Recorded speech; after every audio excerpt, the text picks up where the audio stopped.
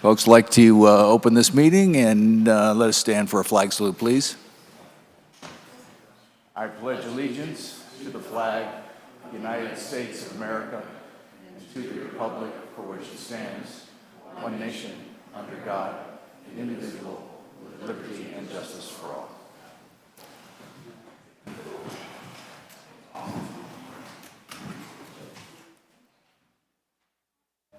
Councilmember Redmond. Here.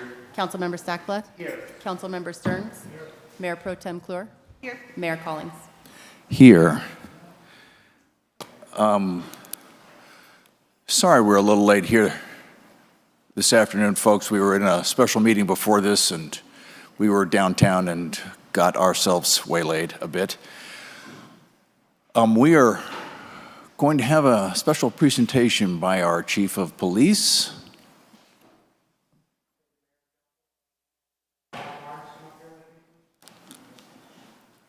So for those who don't know, Officer Barnes, he started with our department in December of 2020.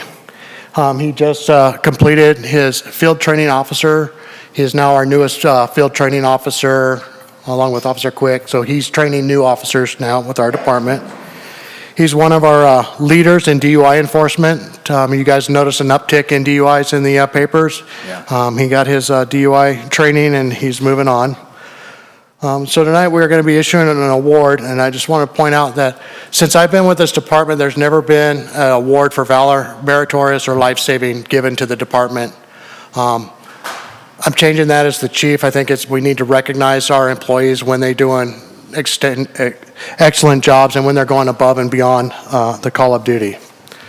So I'm going to read now the official citation. Meritorious Service Award. On May 19th, 2022, at shortly after midnight, Officer Barnes was on patrol in the city of Mount Shasta. Officer Barnes came to the railroad crossing at Alma Street and observed the crossing arm starting to come down. Officer Barnes then noticed an arm waving on the tracks.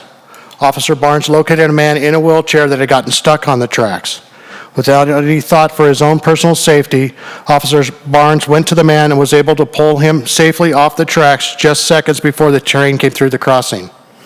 Officer Barnes' actions are a credit to his dedication to the safety of the citizens of Mount Shasta and demonstrate his exemplary dedication to the preservation of life. Officer Barnes is hereby awarded the Mount Shasta Police Department Meritorious Service Award, awarded this 6th day of June 2022 in the city of Mount Shasta.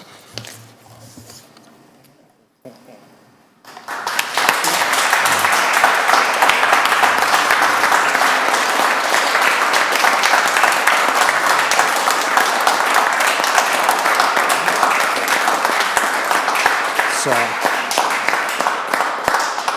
just want to say, this is one of those things where not everybody gets out of a car and sees a hand on a railroad tracks and takes them.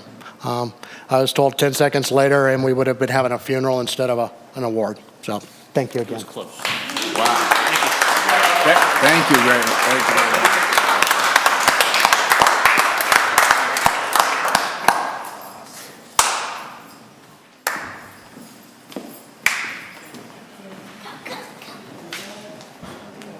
Wow.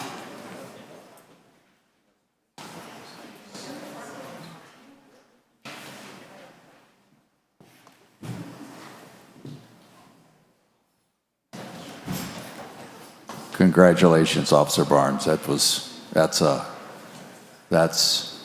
something special. Thank you. Thank you for your service. We're going to move on to the next agenda item, which is public comment. Kathy, do we have anybody in the sign-up sheet or online?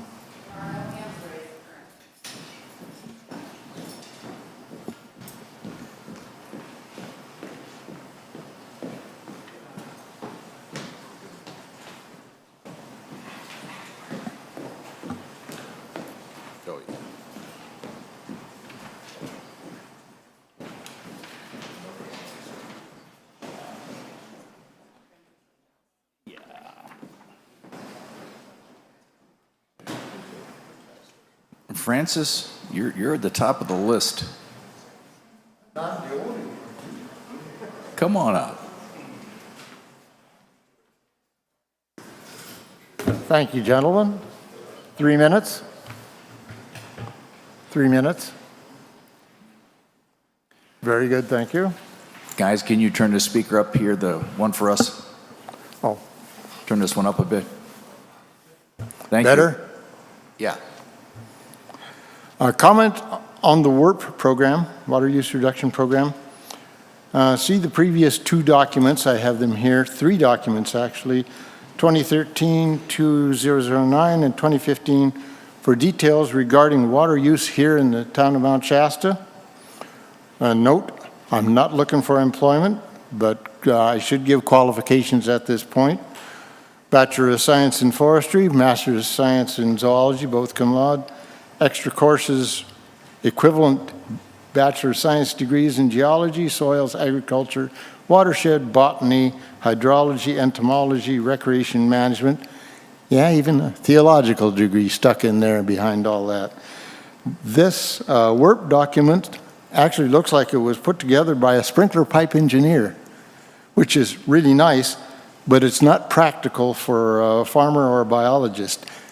Facts outweigh opinions considerably. For a public mailing, I have reported water running down the gutters at midnight, the set 'em and forget 'em crowd. And the first 4 items are understandable, but these 4 items on your WRP document are of low importance to save water locally. Timing and sprinkler types are very relevant in my experience as a Soil Conservation Service water agent. Designed a lot of sprinkler systems in my time. That was only 5 years with them. The rest was Forest Service. Soil type problems. Mount Shasta City has 4 basic soil types. There's more than that, but four mainly. And these all have different water holding capacities, different infiltration rates, different fertility, different hydrophobicity, different cultivation ability, stony depth, depth of groundwater, and due to time I better go on. John Chandler, the city visited me, he easily picked out the sprinkler heads with the widely variable rates of application. That guy knows his stuff, really good. One had an application rate of 1 inch of water in 10 minutes. Wow.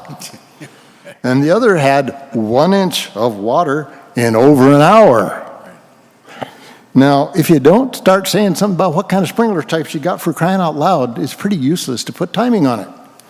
And we're trying to be earth-friendly, decently moral to neighbors, thoughtful, and consider these. Vegetable, herb, and fruit gardens are more essential than flowers, trees, lawns, and just for looks wastefulness, like washing and water cleaning. I do it on my own yard, so I don't waste anything. My normal water use is under 3,000 or 4,000 gallons per month, but it goes up in summer due to food gardening. Gardenings are vital worldwide. Quit penalizing the gardeners. Food shortages of some types are expected to increase. Some public gardens exist in the city. They lock down at night, inaccessible during your work hours. Does anyone want to get up in the middle of the night to go water something?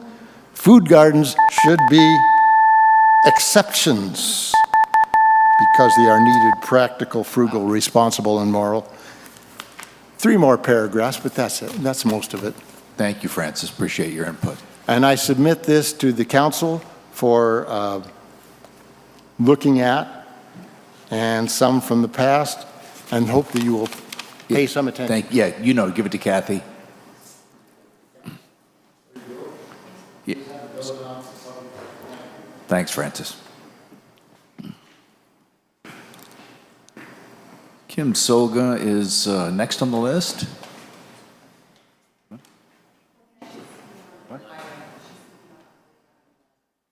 Kim, are you speaking on item number 11? Yes. I apologize. You want me to wait? Yes, I want you to hold. My bad. We'll call you back when No on problem. on that item.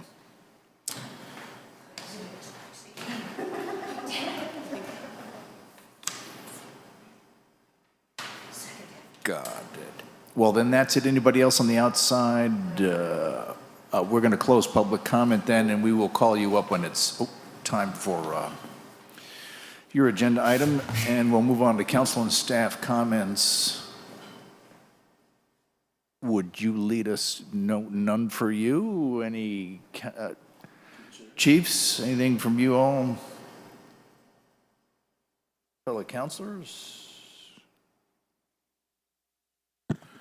So as you know, the boosters are not able to sell fireworks this year, one of their main fundraisers for high school athletics. Just a couple things to share. We have first annual trading and memorabilia card show going on Saturday, August 6th to help the boosters up at the high school, I believe. Yes, at the high school gym on August 6th. And also on Saturday, July 23rd, the very first annual Handsome Johns and Watson's Vets Club Golf Tournament fundraiser. First one ever to help out with fundraising for the boosters that way, since they lost a major fundraiser with the fireworks, which is understandable, but other ways to try and help out. Okay. So just to pass that along. The golf tournament is $75 per person, and it's a 4-man scramble. What day? Saturday, July 23rd. 10 a.m. Yeah, okay. 10 a.m. shotgun, so everybody has an extra hour to recover from the night before. Yes. To the chair. Wanted to share that I was present at the 8th grade graduation on the mayor's behalf and pinned a lovely young woman named Mila Bradley, and it went very well. Yeah. Yeah, it was a great time. Thank you for letting me fill in. Cool. Yeah, I'm sorry I couldn't do that. It's always a Yeah. good, great event. Yes, sir.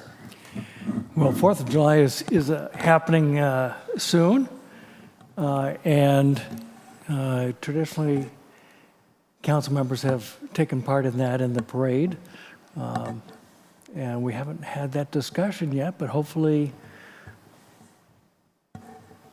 there will be some discussion and plan. I happen to be meeting with Kayla tomorrow to share with her my parade experience, so I can sign us up then if that's Yeah, behooves us. Yeah, sure.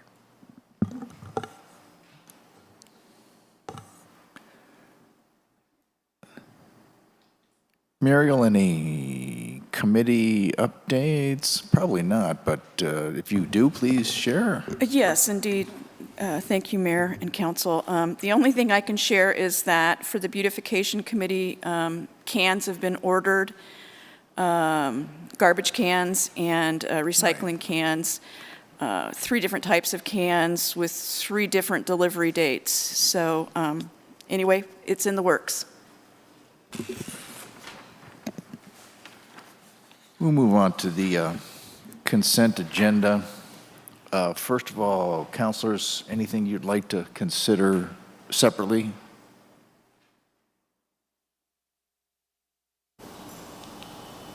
I'll take that as a no. The consent agenda is, the city manager recommends approval of the following consent agenda items. All resolutions and ordinances on this agenda or added hereto shall be introduced or adopted as applicable by title only, and the full reading thereof is hereby waived. A, approval of the minutes, May 22nd, 2022, special and regular city council meetings. B, approval of disbursements, accounts payable on May 19th and 20th and 26th of 2022, and total gross payroll and taxes for the period ending May 29th, 2022. C is committee minutes, Beautification Committee, April 13th, 2022. D, Police Department monthly report for May of 2022.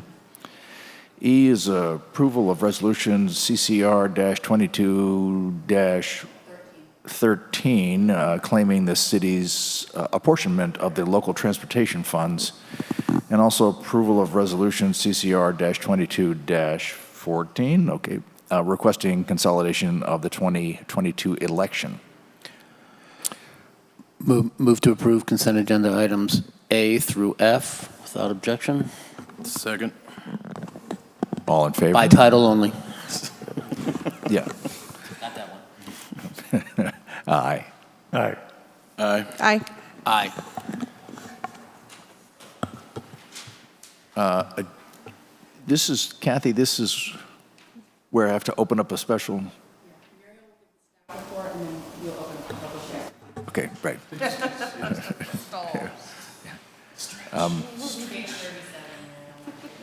Muriel, take your time. You've been going through a lot of things today. There is no rush. Thank you, Mayor and Council. We're requesting that the city council adopt. Just move the microphone a little bit closer. Yeah. How's that? Yeah, there you go. That's better. Okay, Better. good. Staff respectfully requests the City Council adopt the proposed resolution adopting the water utility rates to become effective July 1st, 2022, upon the confirmation of the numbers of protest votes not being enough to deny the increase in water rates. The proposed rate increase is simply a continuation of the 2017 rate increase. The fiscal year 21-22 rate, year 5 of the previous rate increase, will remain unchanged and as adopted. It was recommended in the 2017 water utility rate study that it would need to be updated every 5 years, such that a new 5-year study can be adopted and implemented by July 1st, 2022. Notifications were sent following the 45-day public notice period, and customers have been given that time to formally protest the increase in water rates. Those protests will be counted and tabulated to determine if the protest is successful. First of all, any questions, councilors? We're going to, this is where we open up a public meeting? A public hearing, that's right. Is there anybody in the audience or online who objects to this increase and would like to speak on it? Yeah? Right, right, and our clerk is reminding me that speaking on this and against it does not count as a vote, which must be written. There's no hand. Nobody online? Okay. So we will close the public meeting and a public hearing, thank you, and bring it back to council for any questions or. I don't think there's anything. We'll just need to take a short recess to count the votes. Yeah, we're going to take a short recess now to count the votes. It'll be a very short recess. Which, right, will be don't go too far. This will be very short.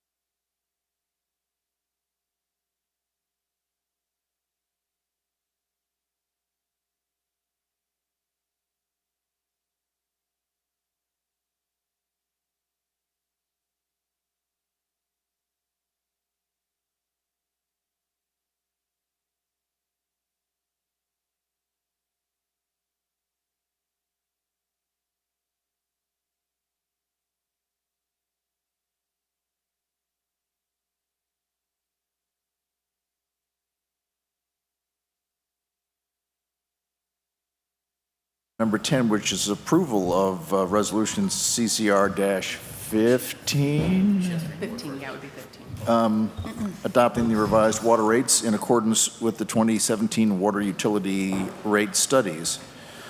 Would you give us your report and count, Certainly. please? Certainly. Thank you, Mayor and members of the council. The final count of the protest votes has been completed. There would need to be 964 protest votes to successfully protest the change in water service charges. There were a total of 5 protest votes. This is not a sufficient number to protest the increase in water service charges. Therefore, staff recommends the approval of Resolution CCR-22-15, adopting revised water rates in accordance with the 2022 water utility rate update. So we don't have any voter on this, that's just an announcement of what the count is, and it's... You still have to approve the resolution. Say again? You still have to approve the resolution. We have to approve the resolution. Do I hear a motion? Do we have to have another public comment section on this? You held the public hearing. All right, so I'll move to approve Resolution CCR-22-15, adopting revised water rates in accordance with the 2017 water utility rate studies by title only. I'll second. All in favor? Aye. Aye.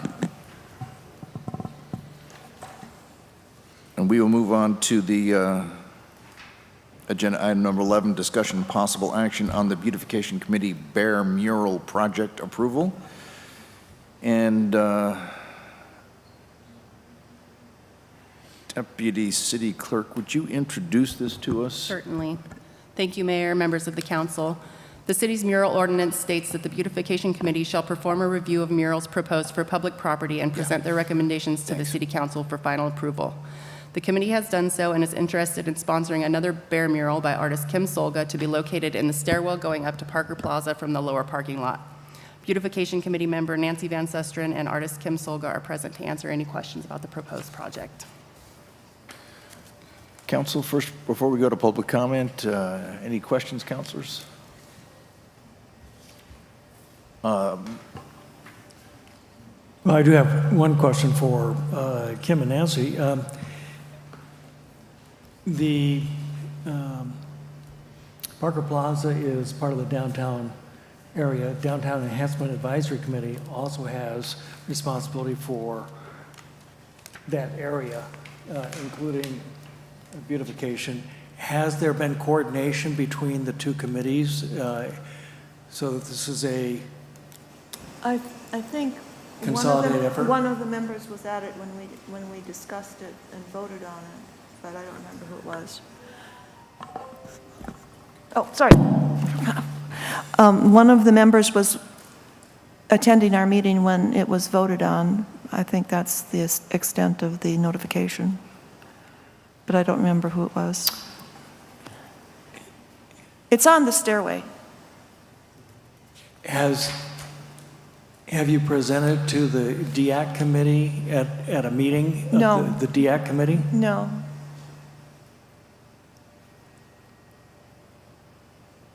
It is public property, which we have jurisdiction over.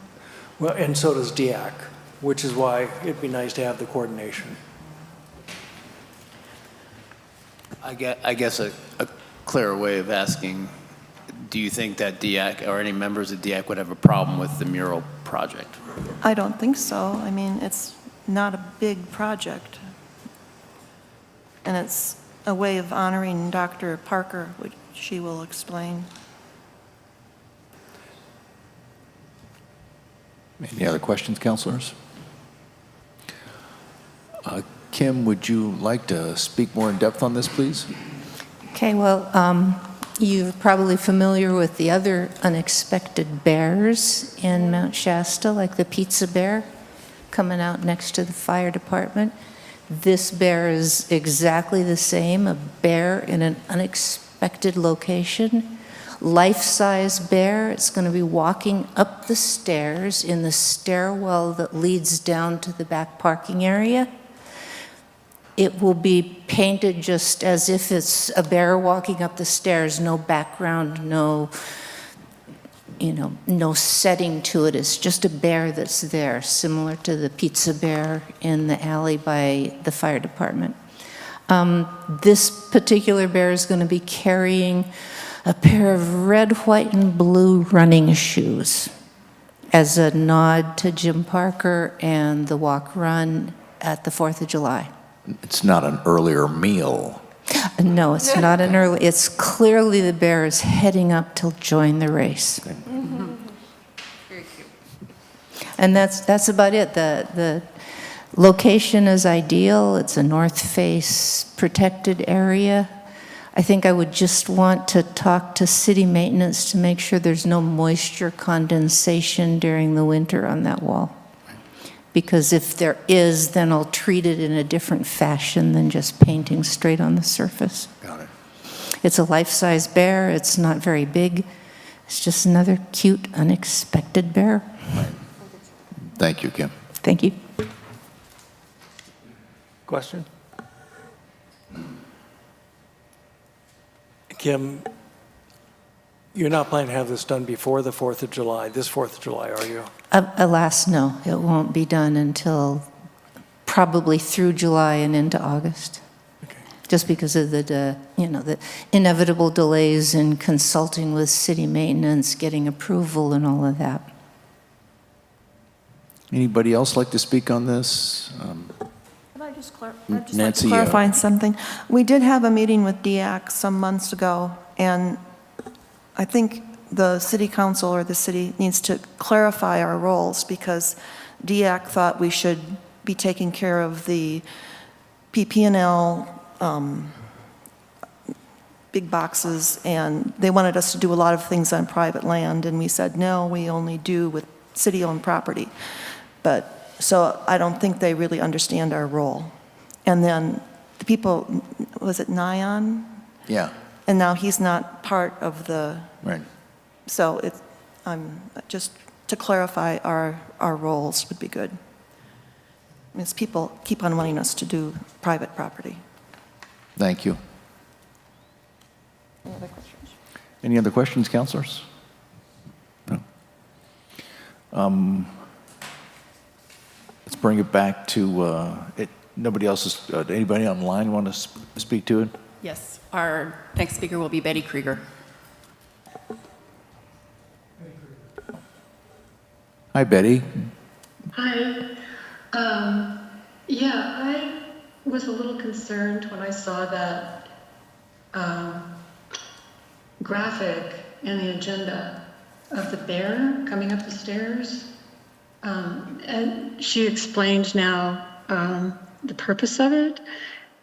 However, the graphic shows that there's a black background, and she indicated there was no background. I think a black background is not a good idea. It's not very attractive.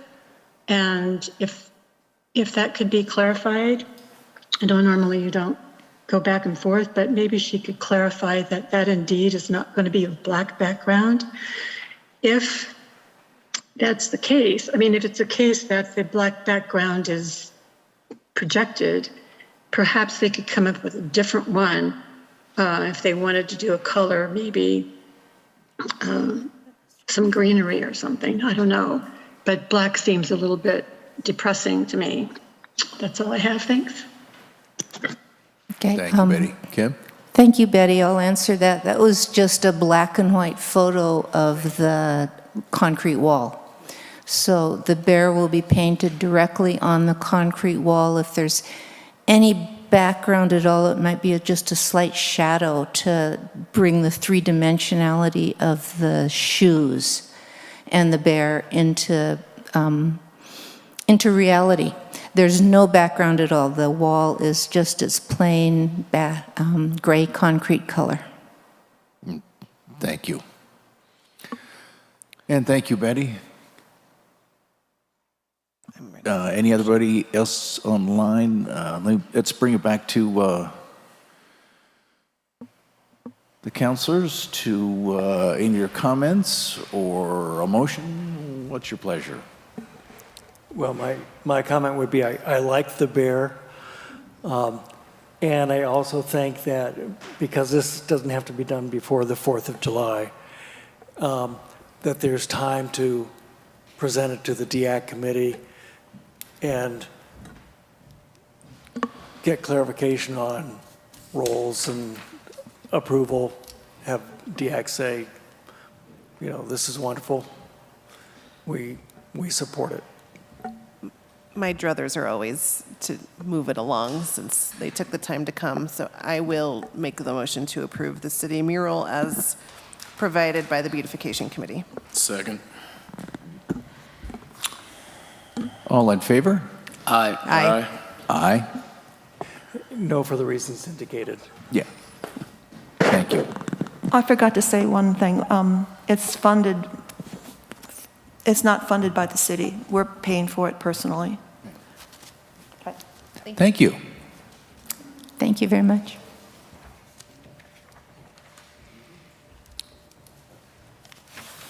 Moving on to agenda item number 12, discussion and possible action of the library expansion project ad hoc committee selection and appointment. Mural, you want to set this up for us, please? I will give it a try.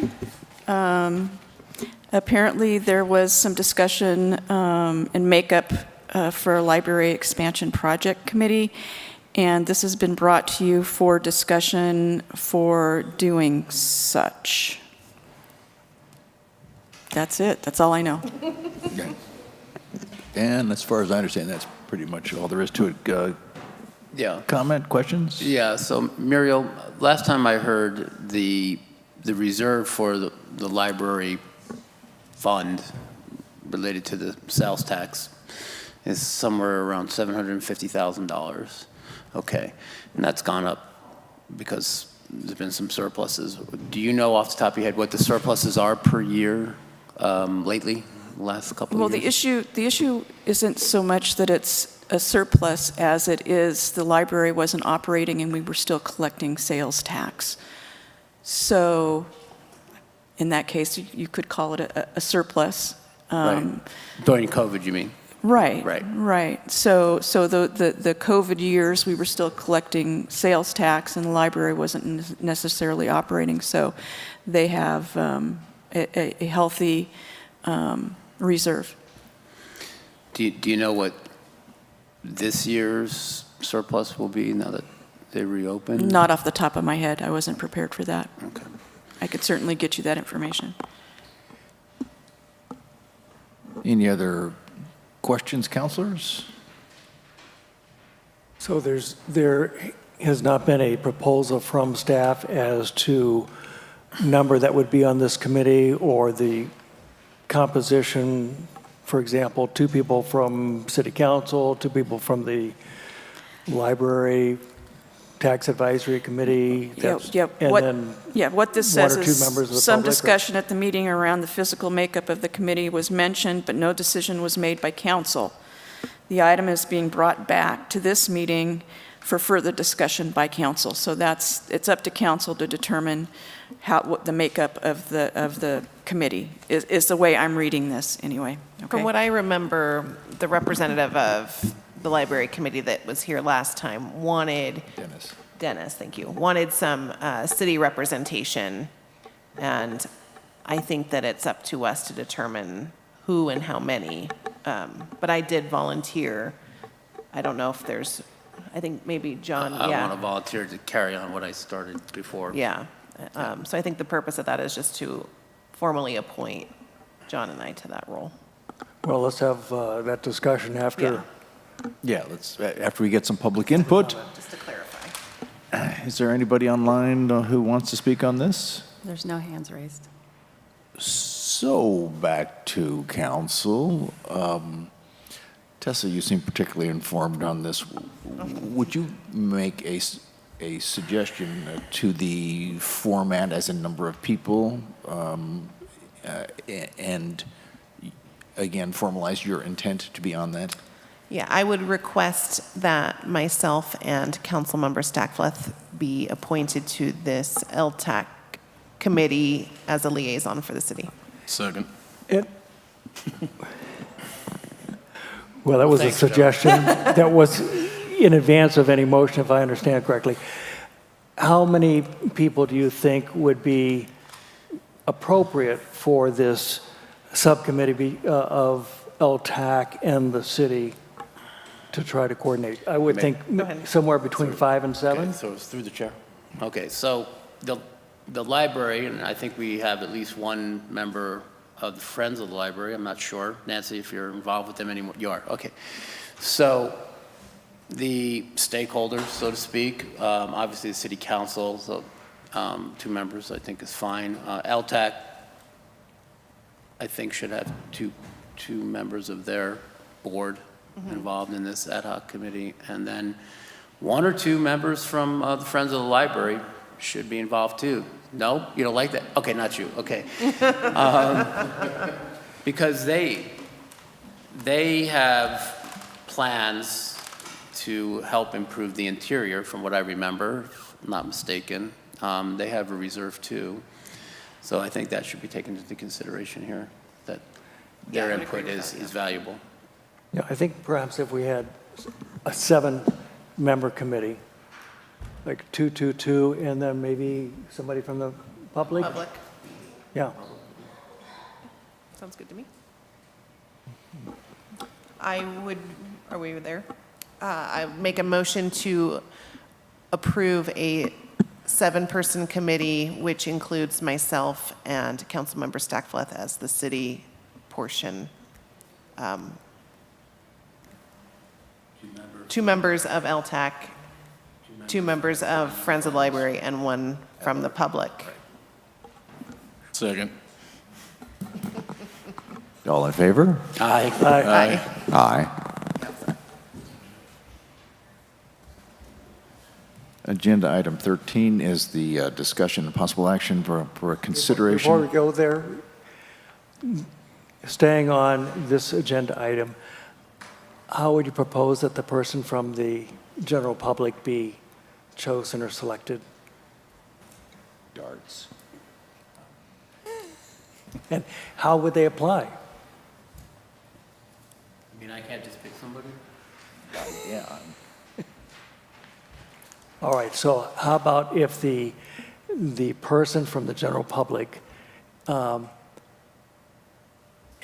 some sort of application process to City Hall, and then either the other members of the committee would choose, or perhaps the city manager chooses, assuming that there's more than one person who applies for that position. How you feel about that?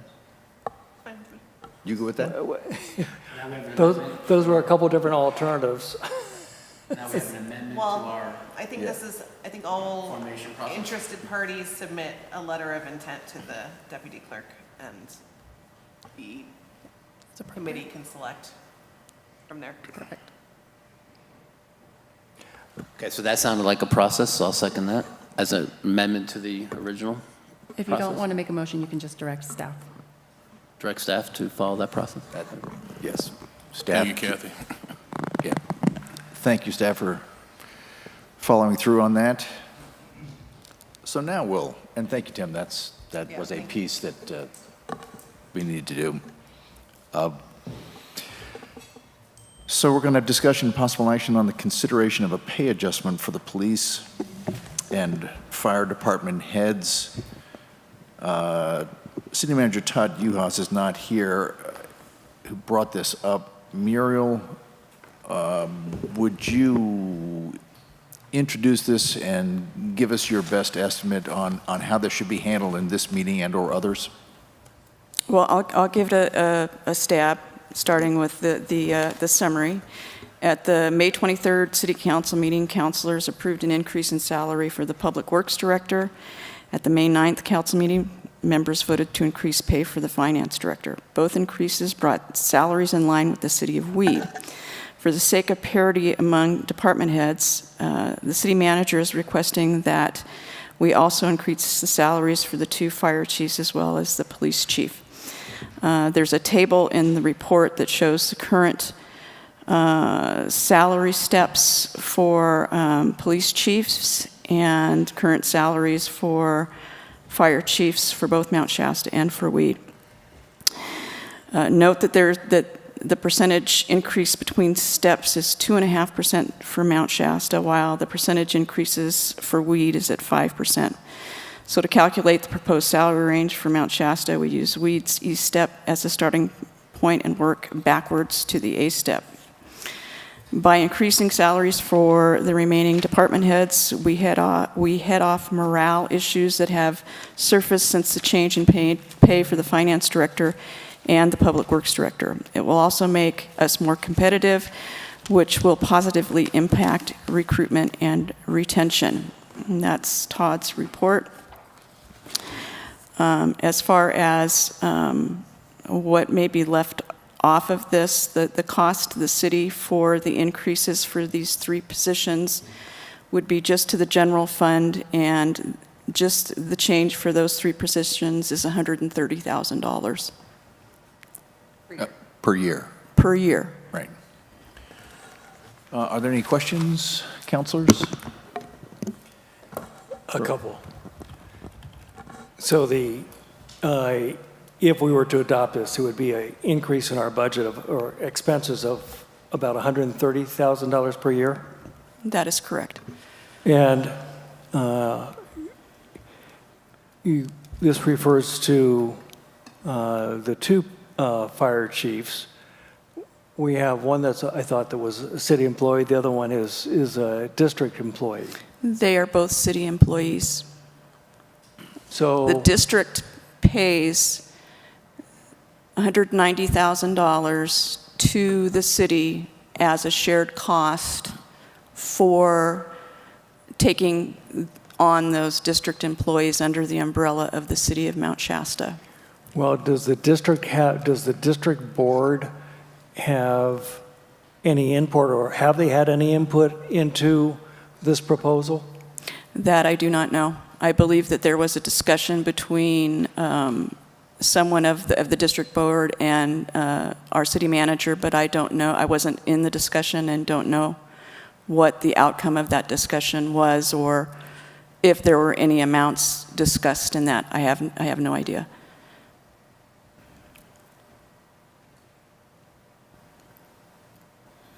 Is this the sort of, well, we had obviously intended to have a city manager make the presentation. He's the one that has all the knowledge about this or any communications. Would it be at all helpful to the council members to have him present when we're discussing this? Absolutely. In that, a part of that discussion, in my opinion, would need to be what amount would the district be ponying up for the increases for those salaries. Right. It seems to make sense to me. I think that there needs to be more information in regards to the district and the city in an agreement for how to anyway, to somehow come up with an agreement as to if the district would be paying any more money for those salaries. Questions? John? Is there any public comment on this? Kathy, anybody online? I don't have any hands raised. Yes. Or in the audience? I'm Bob Ashworth. I'm chairman of the district board. Can you hear me now? Good. I talked with Todd, last Thursday about this issue, and I relayed to him that I would bring it up at our 22nd meeting with the district board for an equal split. I have no knowledge what the other board members will feel or say. Right. And so, like I say, the 22nd, we will discuss it. I see no problem in us ponying up our 50% of it. That's all I know right now. Thank you. We're all learning bits and pieces of this as well. Thank you for that input. That's very helpful.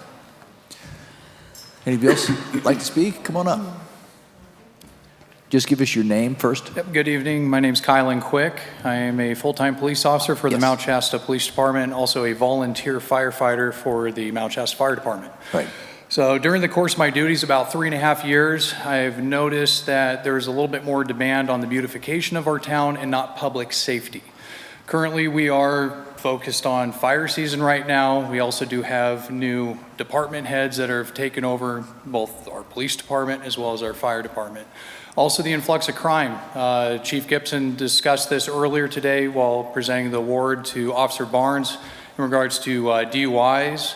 I've taken a handful of public intoxications, things of that nature. So what I'm here today is requesting that the board basically considers going to paying both our chief of police as well as our fire department, 2 chiefs, the same pretty much with what we are discussing right now for the director for finance as well as the public works director. Right. The morale has significantly gone up with our new chief of police, and we feel like obviously public safety is something we need to consider in the city of Mount Shasta and being paid their worth. So ultimately that's all I have to say. So I thank you for your time and request that the board considers this. Thank you very much, officer. Anybody else online? I would like to make a public comment.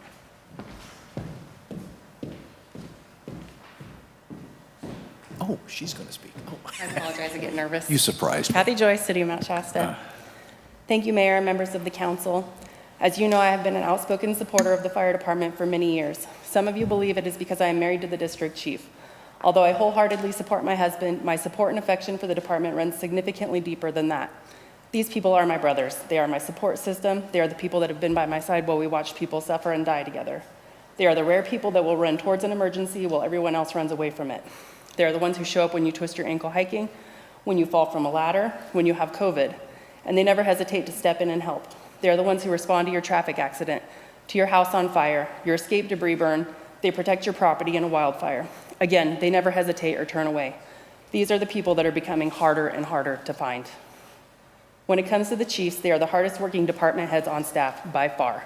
They are the only department heads expected to respond to calls after hours for no additional pay. They are not only administrative chiefs, but they are also in there getting their hands dirty and bloody with the rest of the fire personnel. They are the boots on the ground. You, the council, last month have given raises to the finance director and to the public works director to be in alignment with the city of Weed. What is before you tonight is to align the remaining department heads with that same pay scale.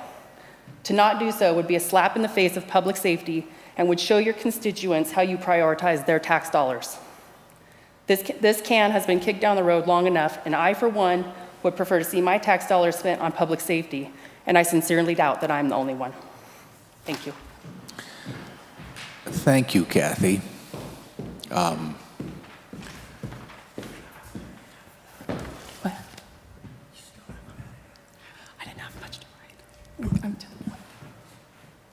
Is there anybody online, Kathy? There's no hands raised. Okay. Then let's close public comment and bring this back to council for discussion. And I'd like to actually lead this off.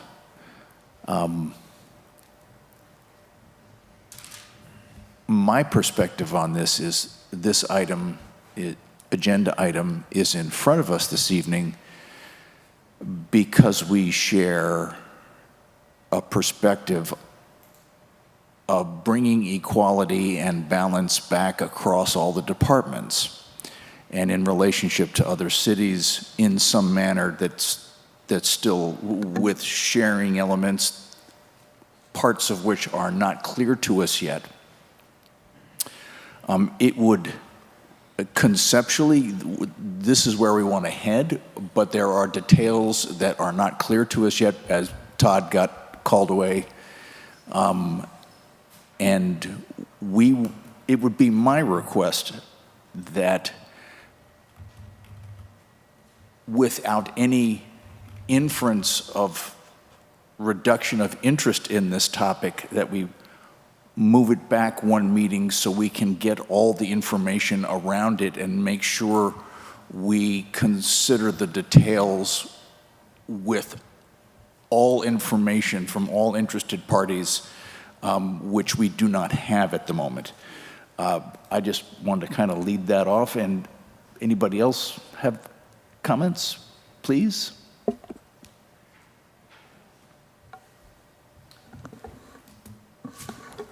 I hear the urgency in the room, and I agree. We need specific details, specifically from the district, to see what the board agrees to, I think, before we can make a detailed decision. But you have my support. I'm going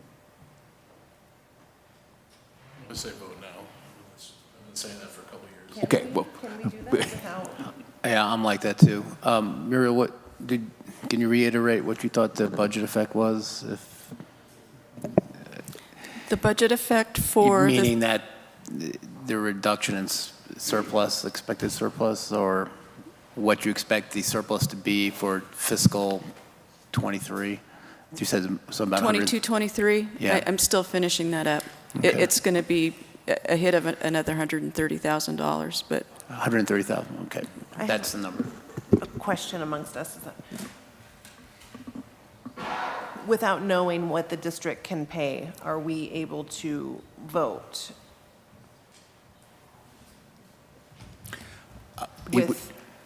It would be my suggestion that there are two categories of things that are unknown. One is the district's input, and also Todd's conversation across the department heads about is his proposal going to be equity across our department heads, and how does that relate to weed?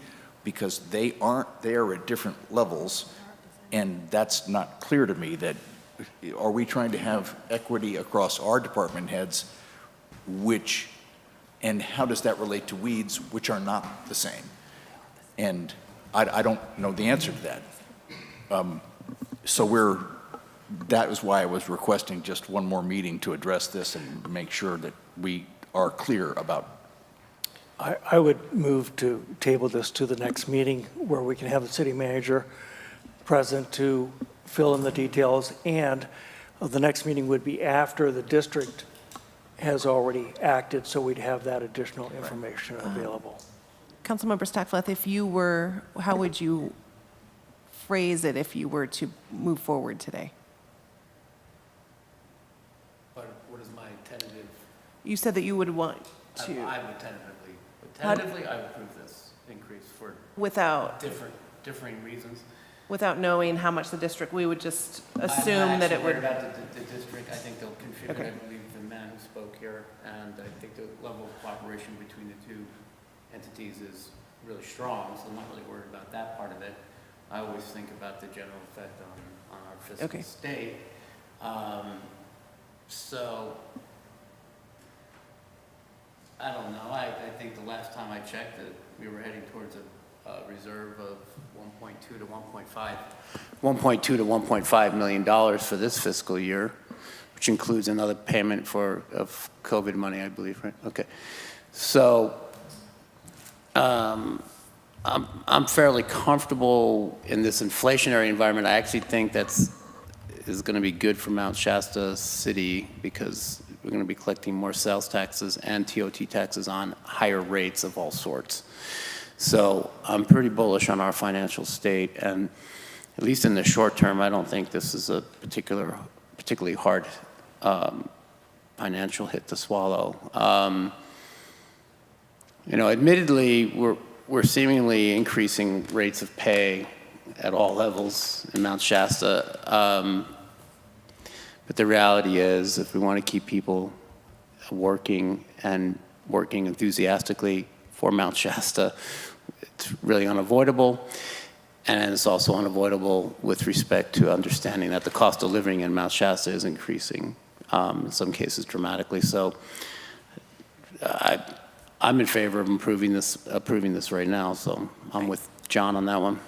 I agree. I don't think we should postpone. We have to adopt a budget by June 30th for next year,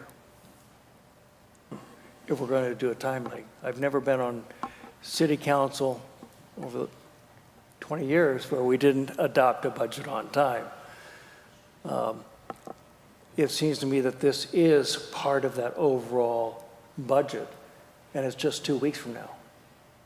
So why not have the advantage of having the information from the city manager, having the budget analysis, considering it as a package 2 weeks from now? I mean, I understand we want to move things forward, but it makes sense also to move things forward when we have all the pieces together, and this is part of the piece of the budget. I think we have the dollar figures available to do so. And if the district comes back and says, no, we're not going to pay for it, we can amend our portion at that point. May I ask you a question then, Counselor? What are the figures? Or, in other words, do we know that, because I don't, to be clear, that the Public Works Director, the Director of Finance and Administration, the Chief of Police, and the Fire Chiefs, would they all be paid the same amount of money? No. Yeah, and that because they would not be paid the same amount of money, I think, I'm not sure, I'd like to hear the city manager's input to that, and then also go, well, okay, if our objective is equity here, which I support wholeheartedly. I can answer that question. I've seen Weed's current salary schedule and all of their departments that are paid the same. Are all the same? Correct. But ours would not all be the same. They should be if they're raised to Weed's. Okay, well, So that is the essence of the conversation that I would love our city manager to have an opportunity to give input to us about. well, let me ask, if I can direct a question to the finance director. You are our CFO, you're our financial wizard. Mm-hmm. We have this matter before us. What's your recommendation as to either act tonight or put it off to the next meeting? That's totally up to the council. What I can say is that the Public Works Director and myself will be making considerably less than the fire chiefs or the police chief. Can you explain that? The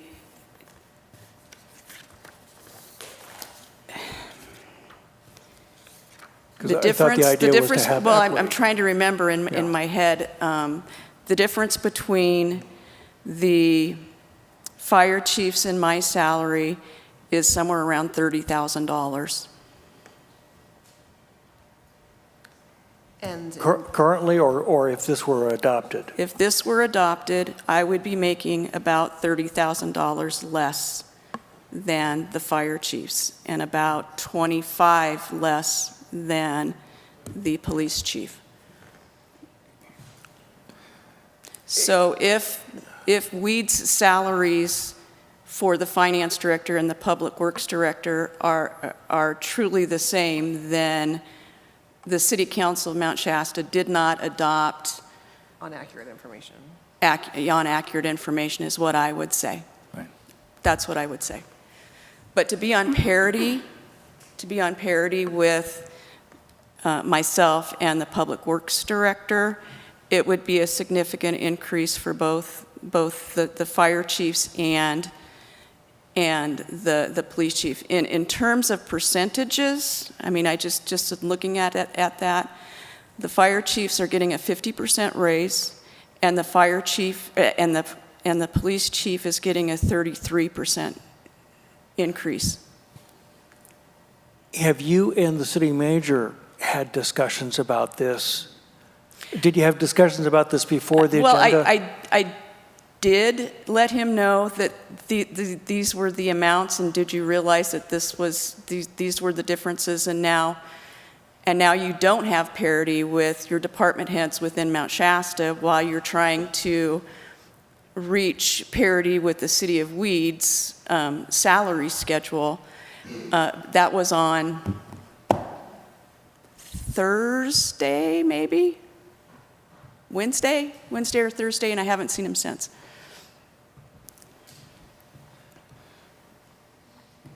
That is the essence of my request, to have this pushed off for one meeting so we can get that input.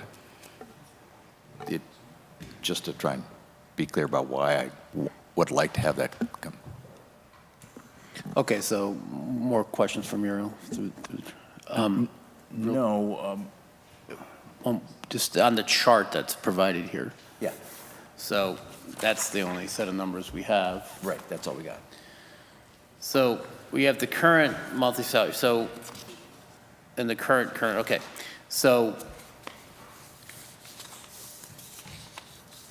the approval is to bring Mount Shasta's chief and the chiefs up to the weed rates. And that's correct, right, Muriel? Okay. And now I'm going to do a little math. Just to reiterate, the purpose of this all started was to get everyone up to a decent standard salary, and we're basing this on the City of Weed as an example of where we should be. And we raised the finance officer and the public works director to these amounts, and now we're trying to do the same for fire and police. But now we're hearing that perhaps we raise the finance officer and the public works on misinformation, since we're hearing that weed pays them all the same. But this would be a big out of whack scale, is what I'm hearing. Am I following correctly? Yeah. Well, at the very least, what I understood as we started to head down this path was we wanted all of our department heads to be paid the same. Right. That's the principle that, wait a minute, we got these inequities here, let's fix that. And that, I believe, as far as I can discern from everybody, is our universal goal here. Let's have everybody, all department heads, make the same amount of money. This proposal in front of us does not do that. And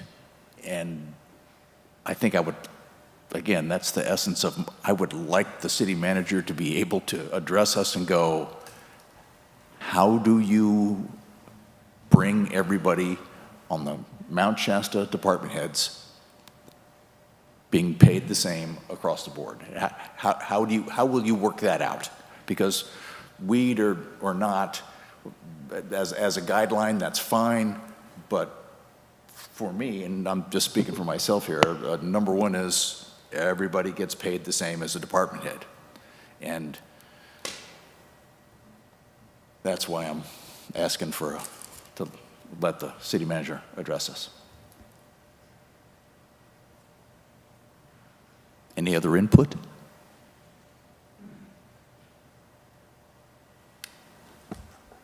I had a motion. You did have a motion. That's That was my thank fault. you. Is there a second to that motion?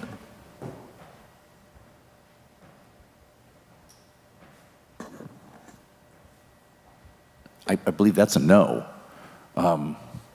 Is there any other motion?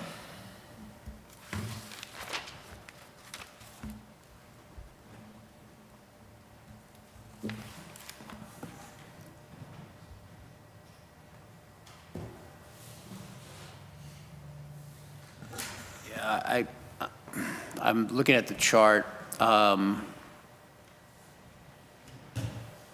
So the problem is that if the goal is to have all our department heads at the same salary amount, and then there's some comparison with weed, and it was wrong before, is that what we're saying when we did the increase for finance director? If our deputy city clerk has said that that's what she has researched, then I believe that would be correct, then that we were given raises on incorrect information, is what it sounds like to me. Without having the numbers in front of me, I do believe that he based his original numbers on an older salary schedule from Weed. Okay, so we've got a real problem here. We would need to come back. Folks in the audience, I'm sorry. I think if the goal is to bring our department heads to equity with respect to their salaries, which I think is a good and fair goal, but if it's based on erroneous information from our model, which is the Weed salary structure, it's just wrong, then we almost have to backtrack and reset the two we just did, two department. So to me, this is really problematic. Actually, it's a much larger problem than I thought it would be. Yeah. To the chair. We do have an option to move forward with what's been offered and then come back to reevaluate the previous two based on. So we make the jump here to the Weeds model for it's three chiefs, but I'm looking at it as two, and then revisit and quickly the department heads, mainly finance and public works. From a legal standpoint, in my opinion, you can't give and then take away. Correct. So I if, don't think we're talking about taking away. No, we'd have to adjust So for in higher. effect, what you're doing is proving a Well- weed salary across the board, all department heads. what's it, Right. what is that going to do to the overall And what's the budget? financial impact of that? I mean, we have questions. I know you don't like to put things off, and you like to move things forward. But there are We don't know what that unanswered is. issues here that can get resolved in the next couple of weeks. I also think that we need to remember that we have department heads that have been underpaid, and that this is the purpose, is to get them back to a city that is demonstrating a fair salary. And we can do that in a more organized, less chaotic approach 2 weeks from now than we can tonight. Yeah, I mean, just, and folks, sorry for the kind of back and forth on this that or the wandering, because we don't know, for instance, what the impact of what we are trying to pass would be. We have no idea what it would cost to bring all of our department heads up to the same as we don't know what that is. And it's a large number, and it's typically good for us to be stewards of your tax dollars to the line of, if we're going to make a commitment, that we actually know what that commitment is. And again, I apologize. I'm not trying to overly dramatize this, but we have waited a long time, and too long, to address this and make it right. I'd like all the numbers to be ready when we make it right. That's To the chair. yeah.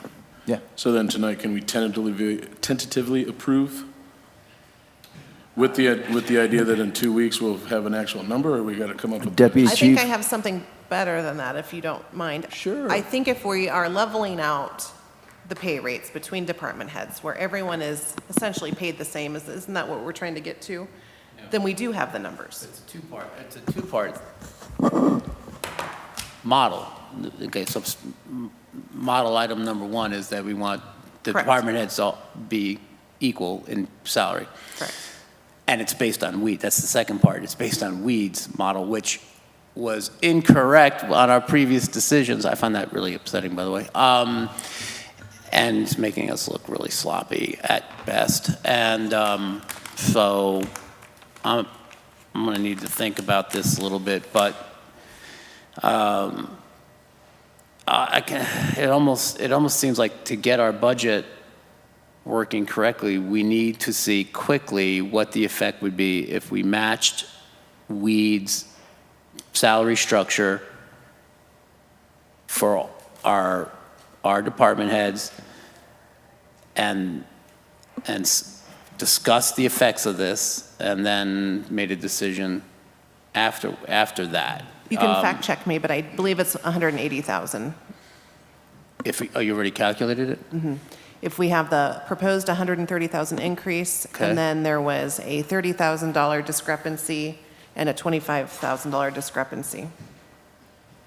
You feel confident about that, Muriel? Yeah. Ballpark.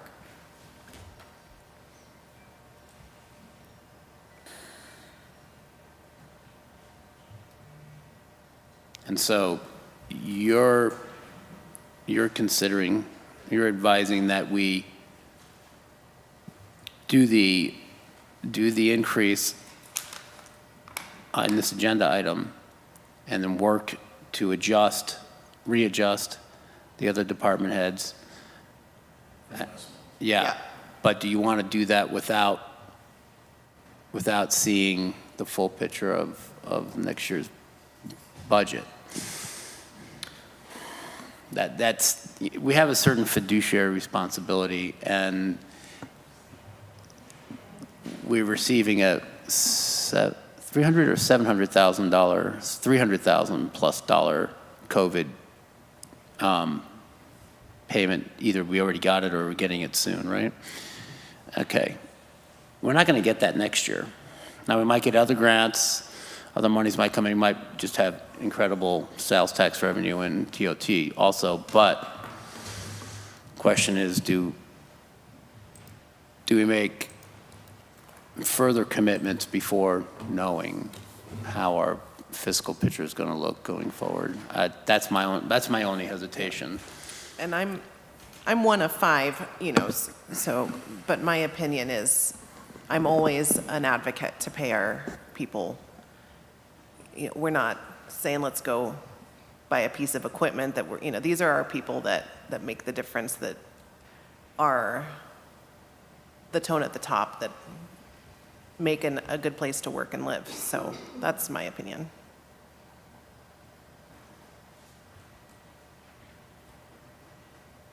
To the chair, I'm going to make a motion to approve the salary increase for the fire and police chiefs, Based on. based on the information we have. And then, Is there any comment about the other department heads in that motion? yes, okay, with revisiting what we just did last month for Public Works and Finance to recorrect on future agenda. If that's future agenda item, then we'll do it then. But motion to approve the increase for fire and police chiefs. Deputy Clerk, how are we doing on this motion? Is The motion's good, it works. this clear to you? I'll second that. That was, the motion was seconded. All those in favor? Aye. Aye. Aye. Aye. Further is stated, nay. I just think that we could handle this in a better way with more information. Yeah, I At the agree. next meeting. I agree. But the ship is sailing, and we want to be on this ship. Now, rather than waiting for the next meeting. Apparently I get so. it. Apparently so.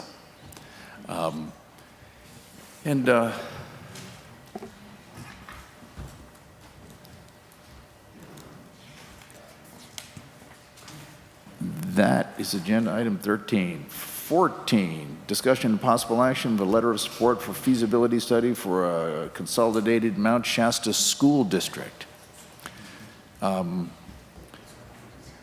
First of all, Muriel, would you introduce this to us? Thanks. Certainly, Mayor and Council. Numerous members of the public have expressed interest in the county undertaking a feasibility study related to whether Mount Shasta could opt out of the current configuration of the Siskiyou County School District, SCSD, Right now, the SCSD is comprised of schools from Happy Camp, McLeod, Weed, and Mount Shasta. Under the State Education Code Section 35721, local jurisdictions may petition the county in which a school district resides to study the feasibility of reorganizing to include the possible secession of a city from the countywide school board roster. Right now, the 4 cities mentioned share the funds, and decisions are made in mass, which some view as not always in the best interest of any one member district. By petitioning the county to conduct a feasibility study, we are merely requesting that the county study the impacts on the finances, impacts on personnel, organizational structure, and impacts on students should Mount Shasta seek to claw back local control.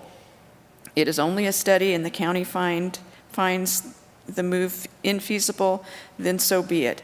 If it's found that it is feasible that Mount Shasta could operate as a lone entity, the state would have to approve the proposal. Then the proposal would have to be put to a vote to determine if a majority of Mount Shasta residents are in support of the measure. Questions, councilors?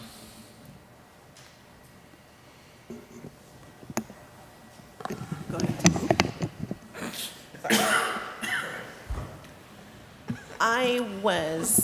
I think my question is, what does this have to do with consolidation of the schools?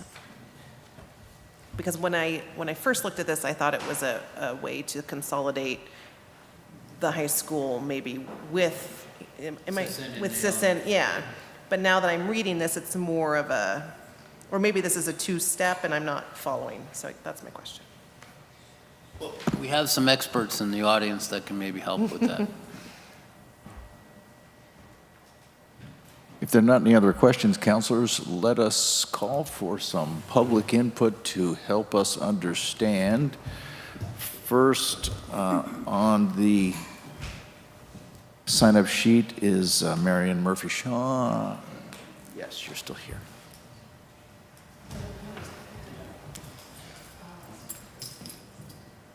Good evening. Good evening. My name's Marion Murphy-Shaw. I live in the city of Mount Shasta, and I have 2 daughters who are alumni of Mount Shasta High School and the elementary district.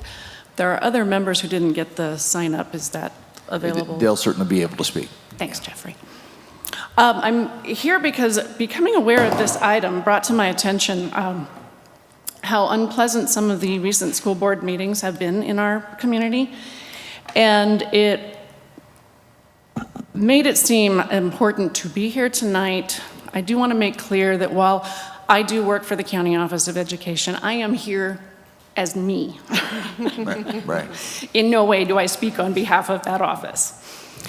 What I can tell you from 30 years of experience as an educator and working with the 22 districts and 2 charters that I help serve in the county, that is way too many districts for a county the size of Siskiyou.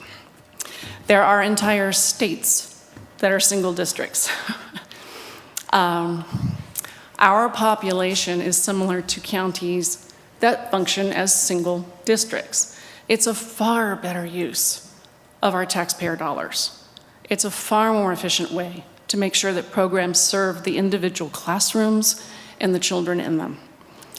To the idea of disassembling a large high school district in order to, honestly, from the rather traumatic experiences of school board meetings this spring, in order to piece together something that is not necessarily in the public good, my opinion, I would be very concerned that this board, in your interest shown here tonight of being fiscally responsible and looking for information thoughtfully, allow the experts, the expertise, the local district and its members and its board to do their jobs. As many of you know, our districts are in leadership transition, and you need the leadership in place for a decision like this. I've been in this business long enough that I remember when this question happened before. And it was found to be fiscally irresponsible to disassemble that district. I do not think that this request for a letter of support is in the best interest of children or our community or public education, which I have dedicated my life to. I would request that the board not move ahead with any kind of support for this letter and let it pass on to where it should be dealt with appropriately. Thank you for your time. Thank you, Mary. Who else from the audience would like to speak on this topic? John?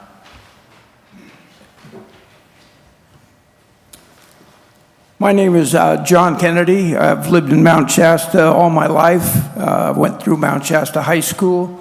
My two sons that went through Mount Shasta High School. I have a grandson that went through Mount Shasta High School, and we have one more coming up that'll go through Mount Shasta High School.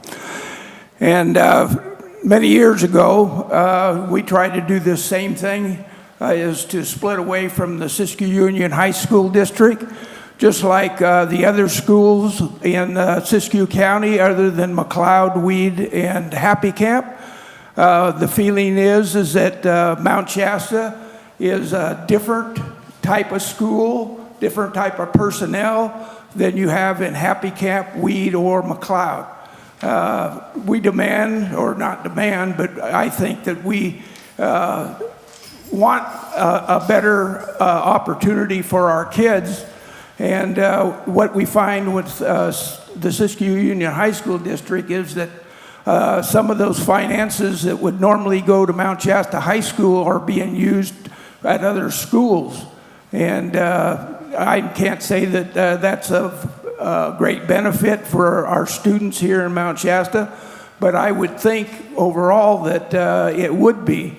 We perhaps have a different society here than they do in Weed, McLeod, and Happy Camp.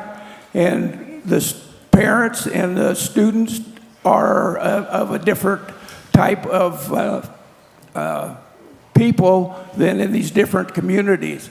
And to have local control, it makes it much nicer to control the students that we have or offer them the programs that we demand of the high school. When you have all these schools together, they're trying to equal things out. And for us here in Mount Shasta is just not the best benefit for the students that we have. The other thing is, we look around and we, like I said, is the high schools in the other part of the county at one time were all part of Siskiyou Union High School District, and there was a reason why they split off to go on their own direction. And I think that you guys should at least do this study. It has no effect on your balance sheet or costs or anything. From what I understand, this is all done through the county at the county's expense. And I would hope that you will go ahead and approve this letter of consolidation of the Mount Shasta, at least to do the study of it. Thank you. Thank you, John. Thank you, John.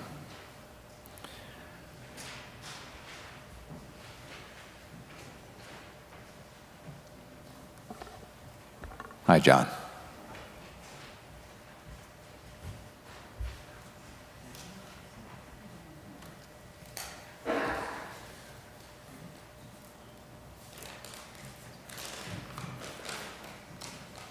Hi, my name is John Duncan. I'm a governing board member of the Mount Shasta Union School District, which is the elementary district. And I'm here just primarily kind of ask some questions. I have some clarification things. With regards to what's on your agenda here tonight, I'm a little bit concerned. Is this primarily concerning that Mount Shasta High School leave the Siskiyou Union High School District? If so, that's one thing. If it's being proposed that Mount Shasta High School become a unified district with Mount Shasta Union, our elementary district, that's something entirely different. And I'm a little confused in the way all of this wording is here. I'm a little concerned because your city manager has not, as far as I know, approached our superintendent about anything on this. And if it is concerning Mount Shasta Union, I find that very unprofessional. To big surprise to our board, we have not had entertained any public comment to where there are local citizens wanting us to be in a unified district with the high school. If so, they should come forward and express that to us, and we will address that at that time. But I'm a little confused. What's your direction tonight? We will have our board meeting tomorrow night, and I will kind of report your discussion or your determination. But there again, this is a little misleading the way this is written. You could look at it almost like either way. It talks about consolidation, but in reality, we're talking unification of two school districts, and that takes a great deal of time. It can be done, but yet you are involving contracts and superintendents, and it's typically a 2 to 3 year process to unify some districts. I'm not saying I'm against it, but I need to say this needs to be, foremost brought to our boards publicly by the citizens and to encourage or discourage that. Anyway, thank you, and I'm just there again. I'm asking for clarification. Thank you very much. Thank you, John. I think there's a lot of clarification needs to happen on this. I'm a little confused myself. Please, sir. Yeah.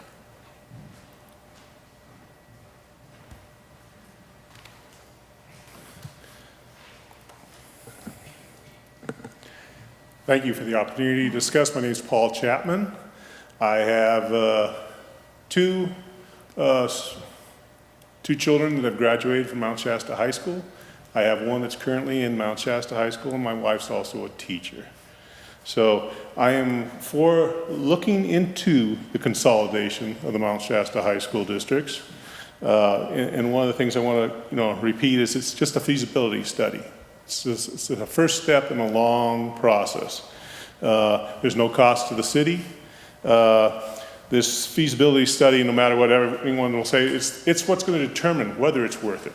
Is it worth, is there any cost savings? Is there what's the employment impact? Is there any benefits? That's what this feasibility study is there to look at.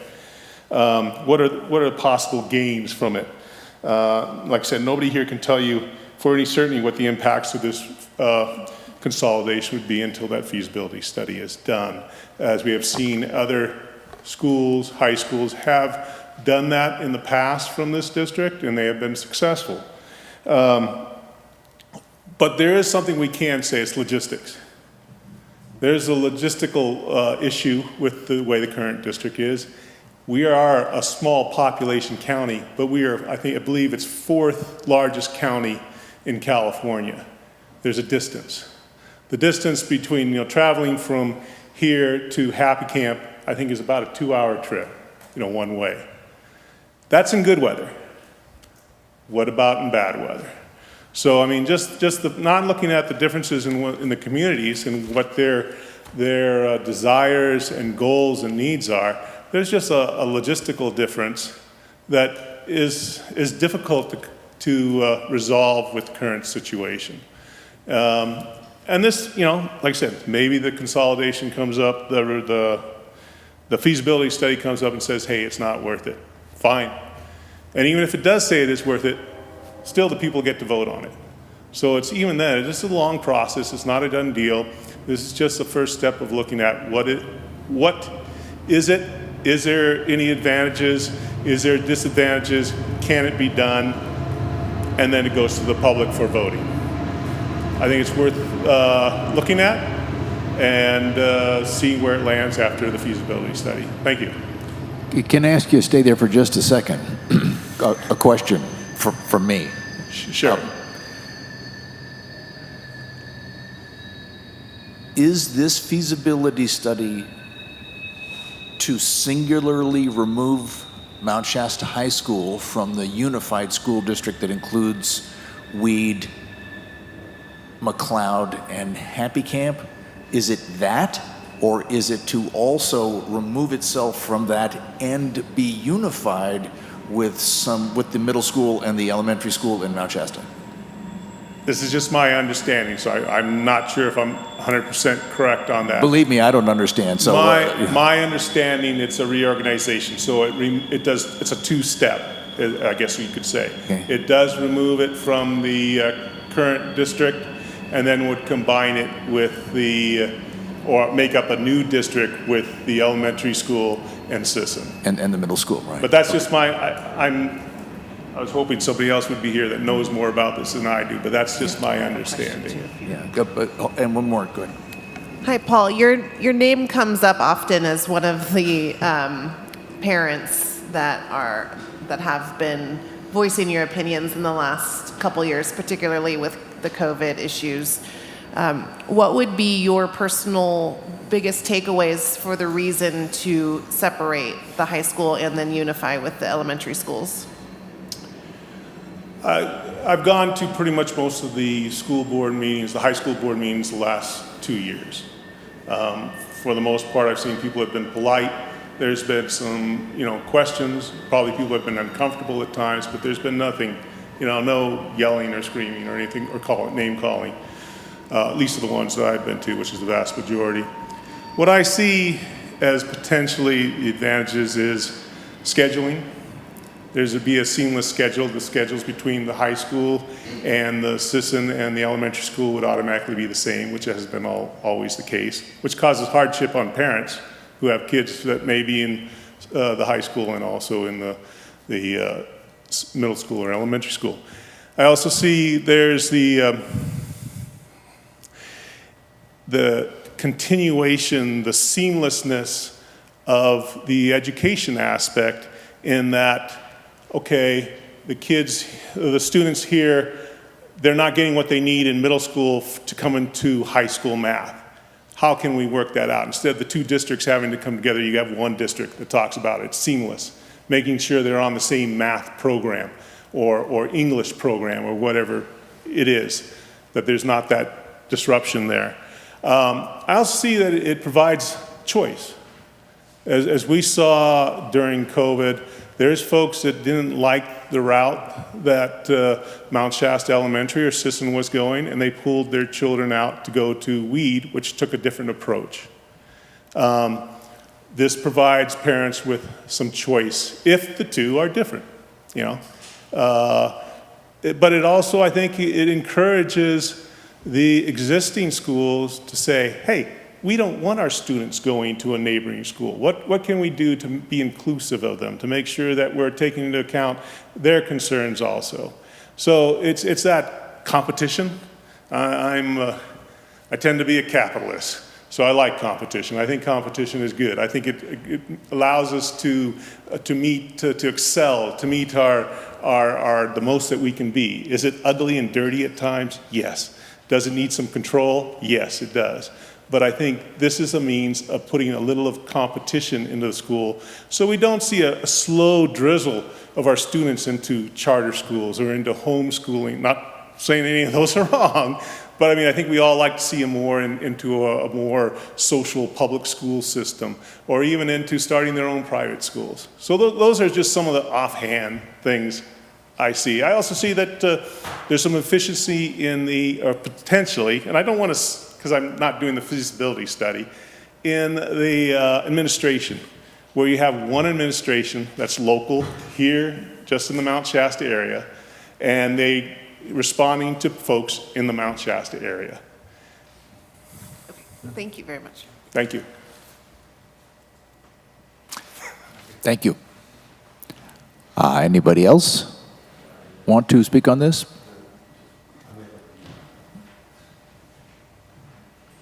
Hi, my name is Eric Bragg, and I'm superintendent principal of Butteville Elementary, which is just north of Weed. We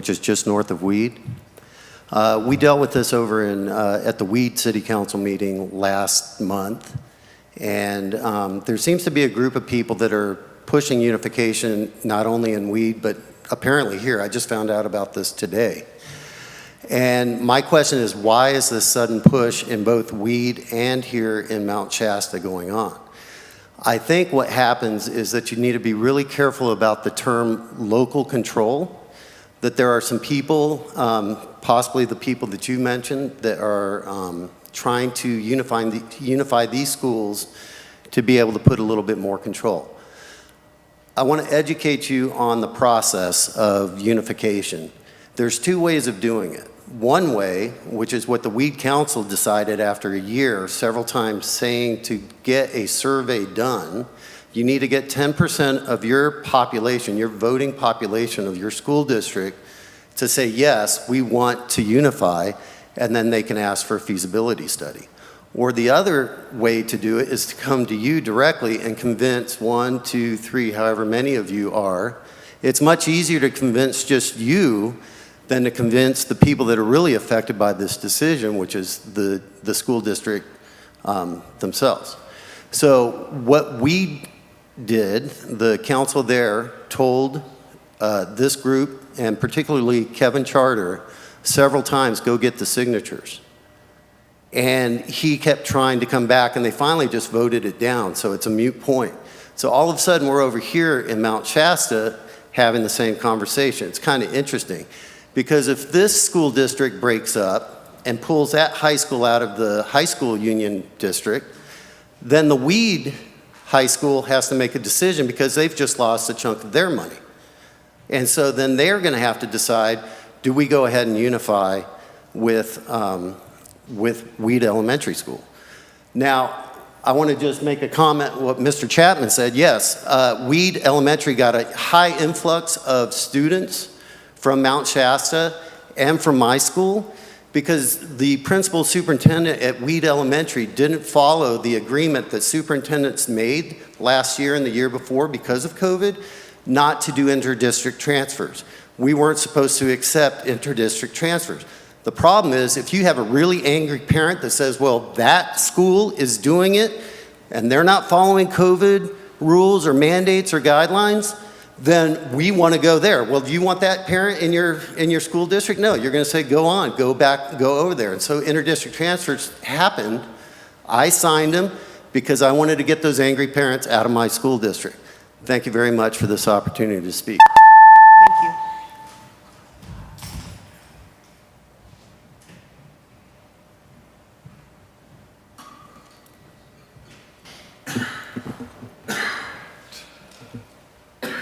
Mike Matheson, current superintendent with Siskiyou Union High School District.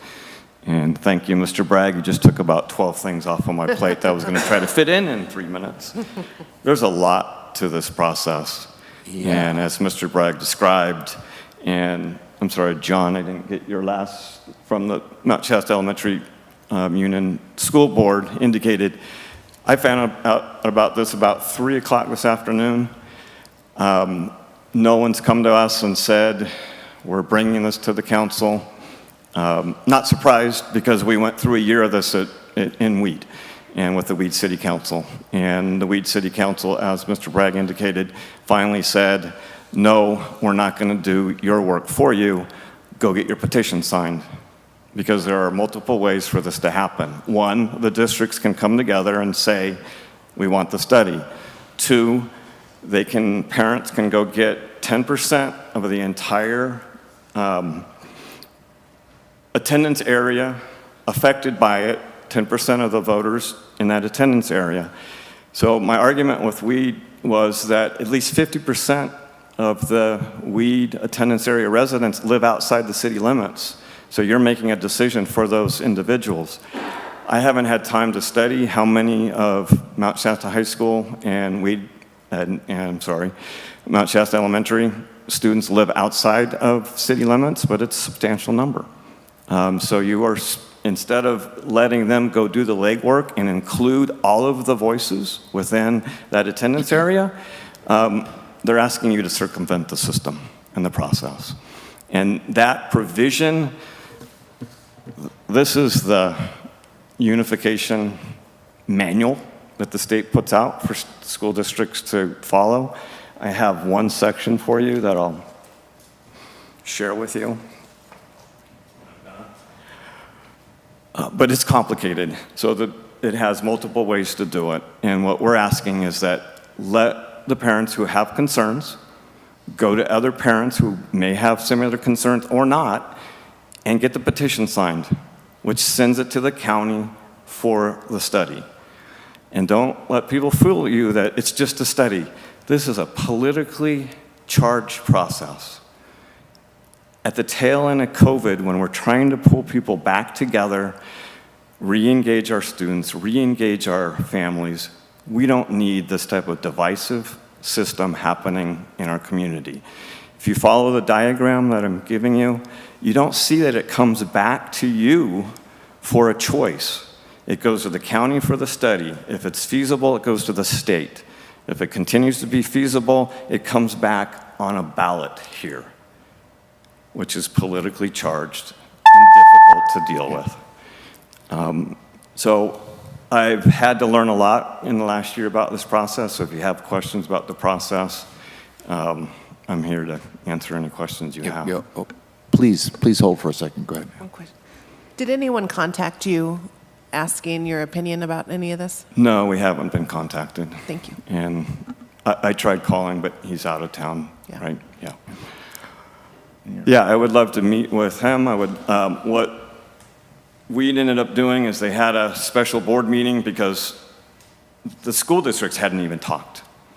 And a calendar, we can resolve a calendar by the two school districts talking. In fact, I and Mr. Barnhart have always been in alignment on calendars most recently, and we resolve those issues, and we can resolve those issues under current circumstances. We are configured this way because it brings the most revenue into our county for our schools, and that's the bottom line. And the idea that money is flowing out of Mount Shasta because of our configuration is ridiculous.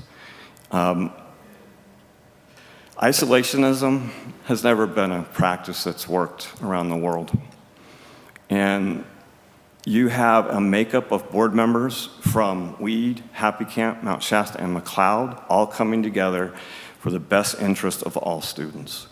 And to bring that diversity of thinking together has done nothing but provide an advantage to the communities that we serve. You have had amazing board members represent the Mount Shasta community on the Siskiyou Union High School District Board. Just like Weed has amazing board members, Happy Camp and McLeod, and they share one common element, and that's that they care about all the students that they serve. They are elected at large, so the Mount Shasta residents vote for the Weed board members, the Weed board members vote for the Mount Shasta and Happy Camp, and so on. So it's a great makeup of educators and parents coming together to serve the students. Any other questions, John? Yeah, through the chair. Okay, so I used to have kids in the public school system here, not here, well, yeah, here, but mainly in the Bay Area. And back then, and I think it's the same now, the revenue to the school is usually based on ADA, average daily attendance. Has that changed? No, it's the same, yes. Okay, so the district receives funds based on that formula, right? And then how does it go from there? Is that those monies redirected to the schools based on their individual daily attendance? I mean, I'm trying to figure out what would be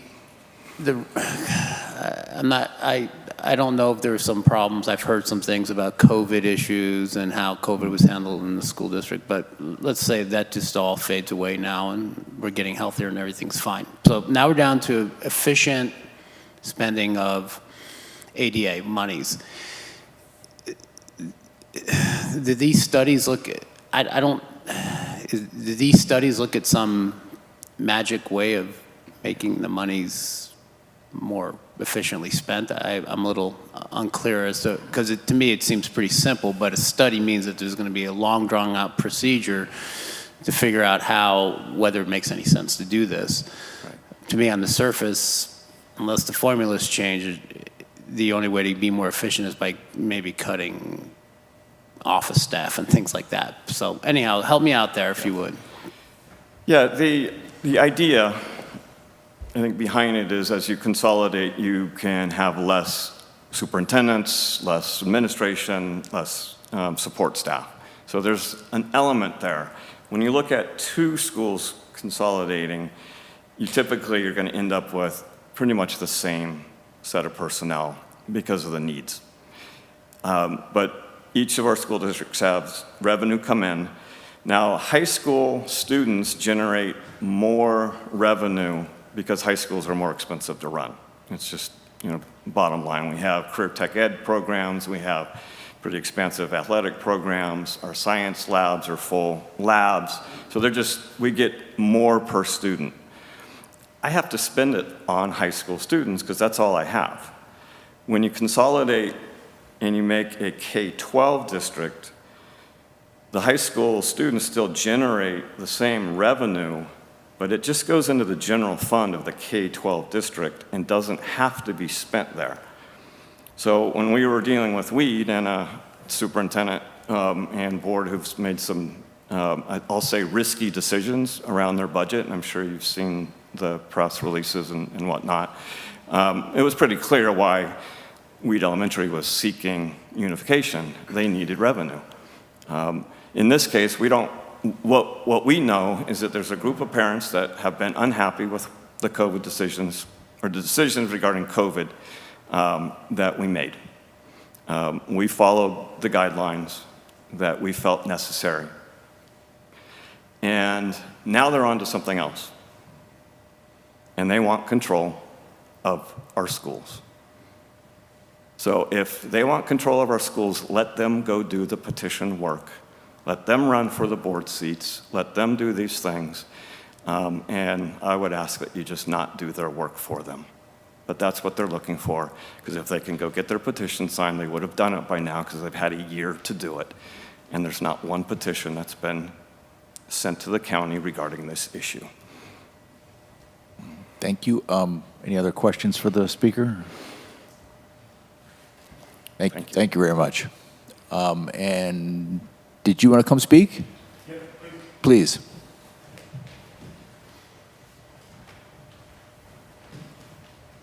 Hello, my name is James McIntyre. And so lots of this discussion has been about COVID. This really doesn't have anything to do about COVID, but about education and the funds being distributed in this town for the children in this town. So like Mr. Matheson said, the high school funds get distributed to Happy Camp, they get distributed to McLeod. Well, unfortunately, McLeod's average daily attendance is like 17. Being a K through 12 unified district would help out Mount Shasta as a whole. One of the major problems with MSE is that they've had to have a shared superintendent / principal because it takes 11.7 teachers per administrator. So they can't have a principal and a principal at Sisson and a superintendent. So now their plan has been to hire a superintendent, a principal at Sisson, and have a shared teacher / principal. So what is that teacher supposed to do? Leave his class when he's supposed to be a principal? Or if he's dealing with a principal situation, how does he go become a teacher? These are issues that aren't discussed because they don't come to light. Our child's education. If we have a unified district, that's a plan, K through 12. Right now, you have Weed Elementary, McLeod Elementary, Happy Camp Elementary, Sisson Elementary, all contributing students to one district. That district now decides how they deal with that. There's basically zero communication between the schools. It's even difficult to go from Cedar Street to Sisson. It's a long gap. It's hard to talk to. It takes a real communication. Pretty hard to communicate all the way to Happy Camp. So these are some of the issues that are coming up. We also are trying to hire 2 superintendents, 2 new principals all at the same time. Pretty big pool to come from. Our ADA stays here, doesn't contribute to Happy Camp's ADA. We kept Happy Camp in the district and that cost us $7 million in a bond because we had to fix their school. So these are issues that are never brought up. It has nothing to do with COVID, it has nothing to do with decisions, and it has nothing to do with personal. It has to do with our children's education and what's best for them. If we can go to 7.1 teachers per administrator, we can have more administration. We will keep more of our teachers. If we have higher ADA, we can pay higher prices. We can pay higher salaries to teachers. This is not a bad thing, and we're not asking you to make a decision. We're only asking you to approve a study. The decision will be made by the people whose children go to this school. That's where the decision will come from. It won't come from you. It won't come from the school districts. Our children go to these schools. We should make the decision on what our district has done. And the only way that we have to do that is this way. This is the fastest way. The second fastest way is the petition. Thank you. I have a question. Sir, yeah. Yeah. One of the other speakers mentioned that the district boundaries is different than the city limit boundaries. Correct. More than half the people who live in the 96067 zip code don't live inside city limits. Correct.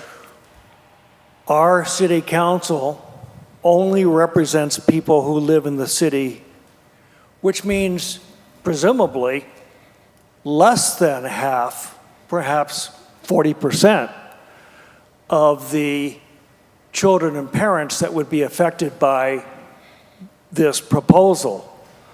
So why is the City Council of Mount Shasta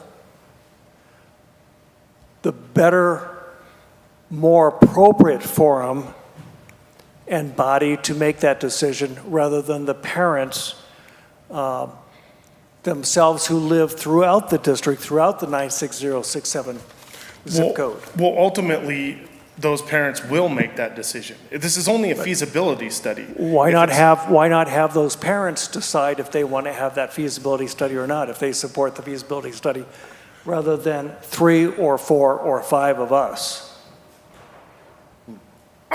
That's a great question. I mean, no. Have I sent out a survey? No, I haven't. Or a petition? No. But everybody that I've talked to is all for it.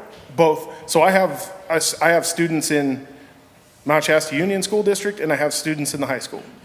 And I coach baseball, and I do all kinds of things. I'm very involved in this community. I grew up here. I graduated high school here. I speak to tons and tons of people. There's not anybody that I know that says, you know what, I think it's better that we send part of our funds from Mount Shasta to Happy Camp. I don't know anybody that says that. I don't know anybody that says, you know what, we should send more money to McLeod. And see, McLeod and Happy Camp and Weed, they run on a small school system. They don't even run off average daily attendance. You can't run off ADA on a 17-kid high school. Okay, it's not gonna happen. There's only roughly $15,000 per kid, you know? So us losing 127 students out of Mount Shasta Union School District, we didn't lose them out of the area. They didn't move, they didn't leave here. We lost them to Golden Eagle, we lost them to charter schools, we lost them to Weed, we lost them to homeschool. Some of those are from decisions, some are parent decisions, whatever. But losing that ADA, we lost those teachers, we lose the ability to help our students with their education.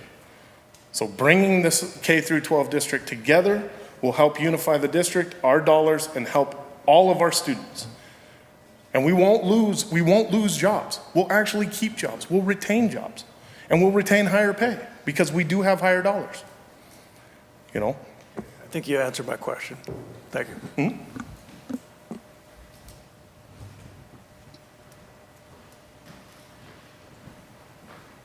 Hi, good evening. Sati Shah, principal at Mount Shasta High School and associate superintendent for the Siskiyou Union High School District. There's a whole lot of stuff here. Yeah, a little closer. Yeah, sorry. There's a whole lot of stuff here, and this is definitely risking getting into the weeds, but in terms of the financial pieces, one of the things the last speaker was talking about is how Weed, McLeod, and Happy Camp are what are called necessary small schools, which they are. They're funded on a different formula than ADA schools such as Mount Shasta High School and the elementary and middle schools. when you calculate that out to per student dollars, the students in those schools bring in much more money than a Mount Shasta High School student does. So actually, that notion that money from Mount Shasta is going out to other schools is actually exactly the opposite. It's money that is coming from other schools that's being used for Mount Shasta High School program. So that's one piece, but that just highlights how complex the whole process of looking at this is. I wanted to talk about a couple of other things. One of my jobs as an associate superintendent for the district is to oversee curriculum and instruction. And there are some wonderful ways that Mount Shasta partners with Happy Camp, with Weed, with McLeod. We currently share a math teacher with Weed High School. That's something that can happen because we are a high school district with multiple schools. We share a manufacturing teacher with Weed High School. We share a patient care teacher with McLeod High School, and we share a choir and music teacher with Weed High School. Those create vibrant programs for Mount Shasta, being able to have those partnerships. That's something that we would lose in this, which would be very sad to see go. It basically means that we have more educational options for our students in our current configuration. And then lastly, I just needed to address the notion that perhaps that one of the speakers was saying that perhaps somehow here in Mount Shasta we want different things for our kids, or that we have different values for our kids. That seems thinly veiled to me.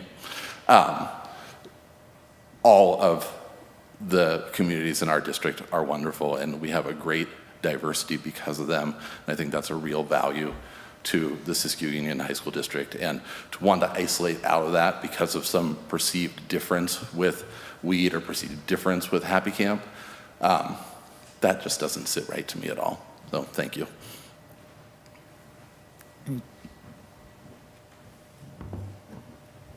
Thank you very much. Thank you very much. We have one more speaker. Yes, please.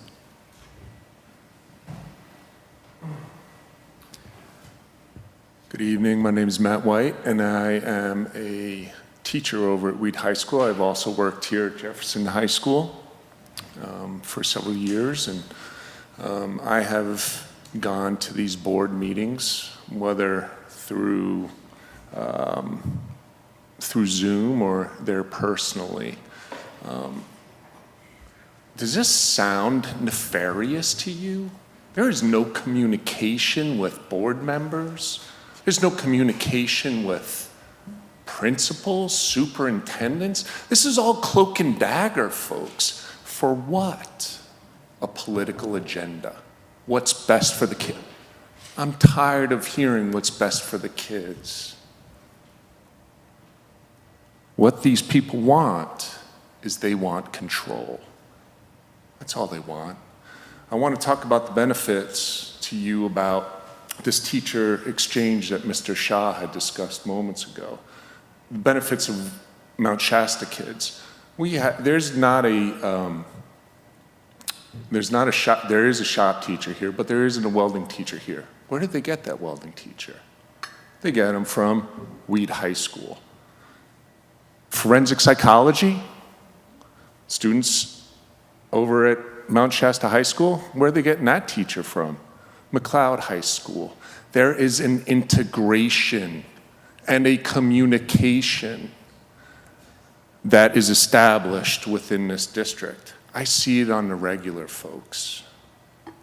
I just want to let you know, I am diametrically opposed, and I am not the only one. I am diametrically opposed, and a vast majority of our professionals that are teachers and administrators are opposed to this. Would you find one or two? Certainly, but you should have seen the collective unification that came when they tried this in Weed High School. Every staff member, secretaries, principals came to the call. We lassoed in people from Happy Camp, we lassoed people in from Hoopa to show what John Ray has done in the past and is currently doing over at Weed Elementary School. going into debt for a project. They showed pictures to city council members of unfinished work and the destruction that John Ray left there. Please know, we are unified as a staff for Siskiyou Union High School District to be opposed to this. Thank you very much. Thank you very much. One more speaker.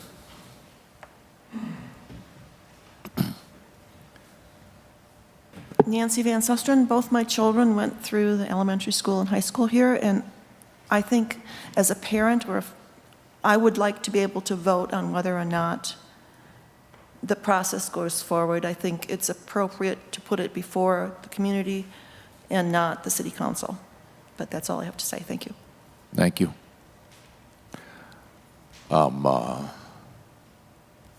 Anybody online, Kathy? Yes, we have we have 3 hands raised. Our first speaker will be Johanna. Johanna, can you unmute yourself?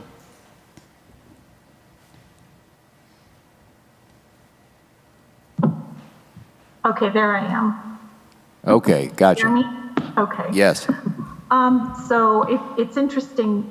Some of the thoughts that I had were articulated during all this public comment, but Tim summed it up fairly well.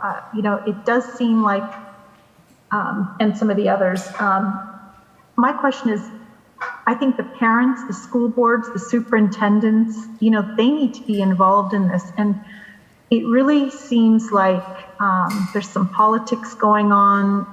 It does sound, just as a third party listening to this, it sounds a little territorial.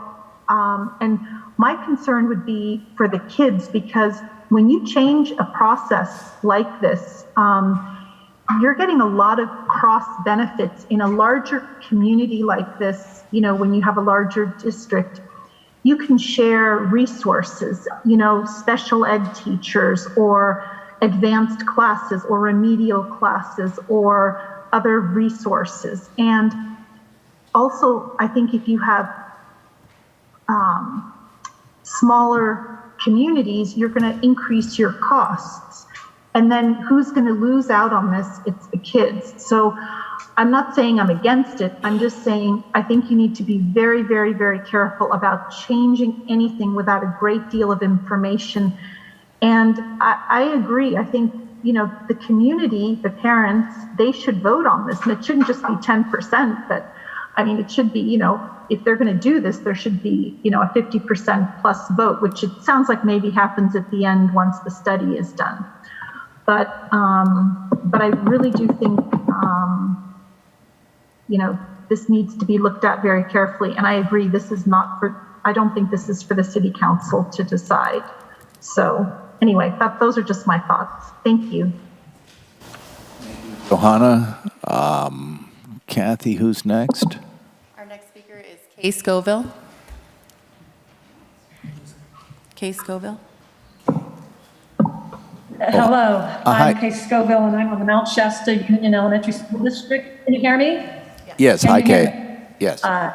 Okay, so I'm on the Mount Shasta Union Elementary School District Board, but I'm here speaking on my own behalf tonight. And both of my children attended K-12 and graduated and went on, have good memories from our districts, both of our districts. And I want to address the feasibility, mainly because a lot of the other topics that I was going to address have been adequately covered.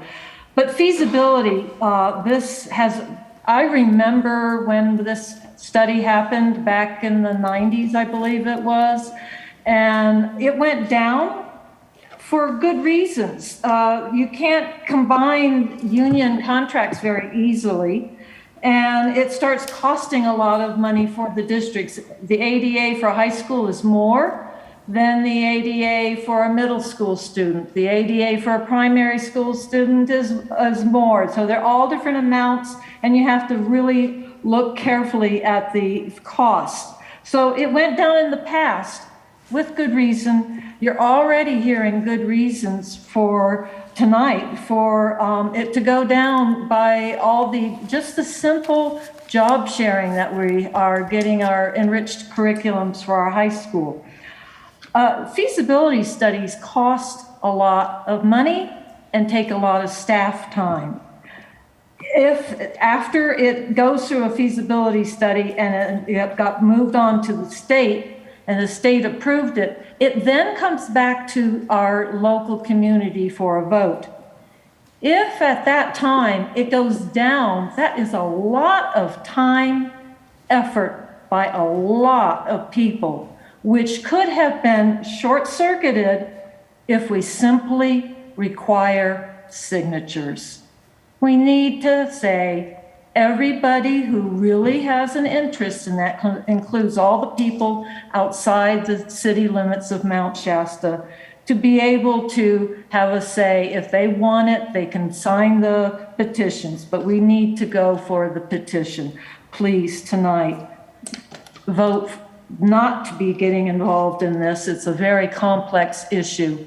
And I understand that there were financial things the last time, and it was going to cost both districts a lot, and we would not be able to do as much. So please consider and let it go to signatures, so at least we know before we start that there is a large enough group to make it worthwhile. Thank you.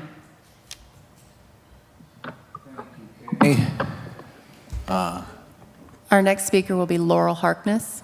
Laurel, okay. Laurel, can you... Hi, Laurel. Yeah. Hi, everybody. I am a parent, and I'm not representing an agency or an organization this evening, just myself as a parent. I live outside city limits, and so I'm glad to hear the point brought up about the views and voices of the folks that live, in the area of influence with the school. I have 2 kids. They were K through 12 in the Mount Shasta schools. My daughter graduated as the valedictorian in 2020 from Mount Shasta High School, first class of COVID. And my son graduated last Friday, and he was the salutatorian, and he was selected to get up in front of his class and share a little bit of words of encouragement and gratitude. And it was really wonderful to hear him thank specifically the teachers and the administration from the School of Mount Shasta and the district. And he specifically called out Principal Shaw. My kids had a really fabulous school experience, all things considered. And, I don't see any necessity for the city to lean in and support a feasibility study, especially when the districts haven't even been talked to. That's weird. And the parents haven't been approached. I think that democracy is a value that we all hold, and I think the parents need to be talked with and a petition circulated. That just really is a necessary step. And I would think that if the city were to take action and support constructing a letter of support, the perception would be polarizing, and I think that the community would view Mount Shasta, the city of Mount Shasta, as supporting this sort of preemptively. And so I would think that would be somewhat loaded. And I just feel like, as one who's served on many different boards and both nonprofit and local government, capacity is really low, and to create another sort of structure in another district, and it's nonsensical considering the challenges we already face. Filling all the positions that we already have, the different commissions and committees and that kind of thing. So the ability to share resources and share leadership, it's the direction we need to head. And in fact, I would think that we need even more of it. So more inclusivity and more community building and fewer divisions. Thank you. Our next speaker does not have a name, but is noted as the Mount Shasta Union School District. My name is Barry Barnhart. Barry Barnhart, Superintendent, Mount Shasta Union School District. I sound like Bigfoot. I'm homesick, or I would be there myself. So I got a call from Mr. Matheson this afternoon saying that this was on here, and I just find it very interesting that this is coming before the council with people saying they're speaking on behalf that would benefit the Mount Shasta Union School District. If something's going to benefit us, why not reach out to us and partner with us and approach the community hand in hand, kind of, hey, here's what we're thinking. This came completely out of the blue, so I want to confirm that. Another thing that I had an issue with is nobody from the city contacted me to let me know this was on here. And then when I looked at the write-up for the background, I saw, well, first of all, the Siskiyou Union High School District is nowhere named in there. So that to me seems a little bit shoddy with the research. And okay, so let's call the district what it actually is. And then a term like clawback local control. I mean, who was writing this background document? Was it just the people that are advocating for this on the agenda? They just used their words right on there, or that to me seemed very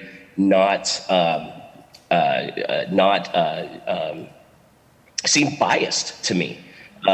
So that was interesting to me. So I definitely would encourage. I oppose the council taking any action on this tonight. Absolutely, I agree with the people that say let the petitions happen. And I agree with Mr. Shaw when he talked about some of the references and some of the things behind this being thinly veiled. I agree with that 100%. I'm not comfortable with it. Thank you very much. No more hands are raised. And nobody else? Well, let's close public comment and bring this back to council. Can I start off on this? This is my 8th year on council, and only once before in 8 years has a topic as complex and politically charged as this come before us, and that was Crystal Geyser. We spent years and dozens of meetings trying to understand the nuances of all the elements that are involved in making the correct decisions that represents the people the best that is our job that we're trying to do. And here's some words that have never come out of my mouth anyway. I don't have any idea what to do about this after one meeting. This seems, from 3 different reasons, again, just speaking for myself, why at least tonight I couldn't make any decision. As Councilmember Stearns brought up, we don't even represent all the people who would be covered by this. We just do the city, not the rest of the zip code. The complexity issue is the second thing, which is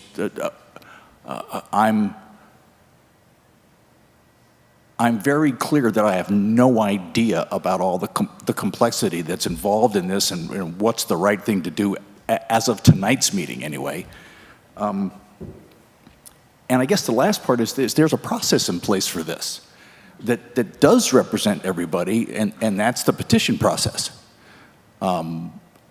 which is kind of how we roll in this neck of the woods. We do petitions, and you get things brought in front of on ballots, and in this case a feasibility study, but that's how it rolls forward. I don't really know what else to say about it, but I wanted to start going, I'm sorry. I just don't feel even remotely qualified to go to make some kind of decision about. We should just start even if it's just starting down a process of heading towards a feasibility study that I don't even know what that really means and how much time it takes for all the people involved. So I guess I've That's about as clear as I can get.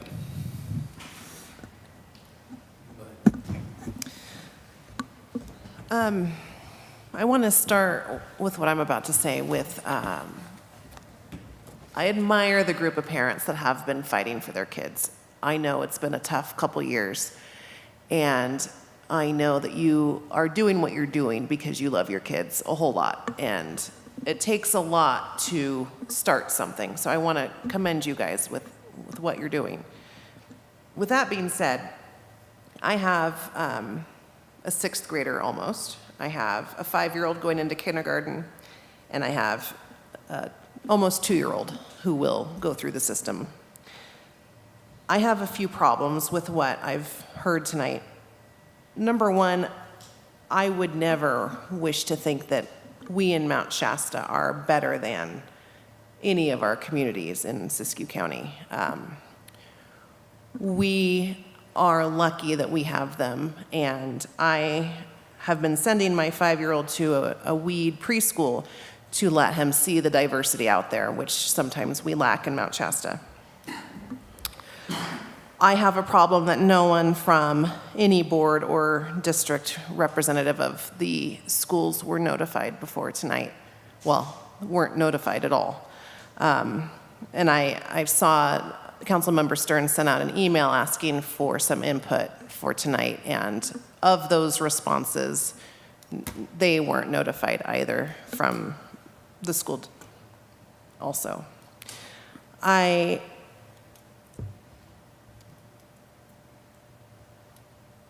wanted to mention that I didn't hear, when Mike Matheson spoke, I didn't hear him say that funds would go to neighboring schools. I just wanted to clarify that I believe that the monies stay where they are. At least that's how I understood it. I also have a problem that this got on the agenda the way that it was written. The whole thing seems a bit off to me. Speaking as a mom, the kids have been through a lot the last couple years. They have had mask requirements, shutdowns, homeschooling, and being able to now come back and regain some normalcy only to now think of another change, to me, is off-putting at best. So I would recommend we do not go forward with the feasibility study. Through the chair. So my preconceived notions about this related to a groundswell of energy from parents to make some changes they thought were beneficial.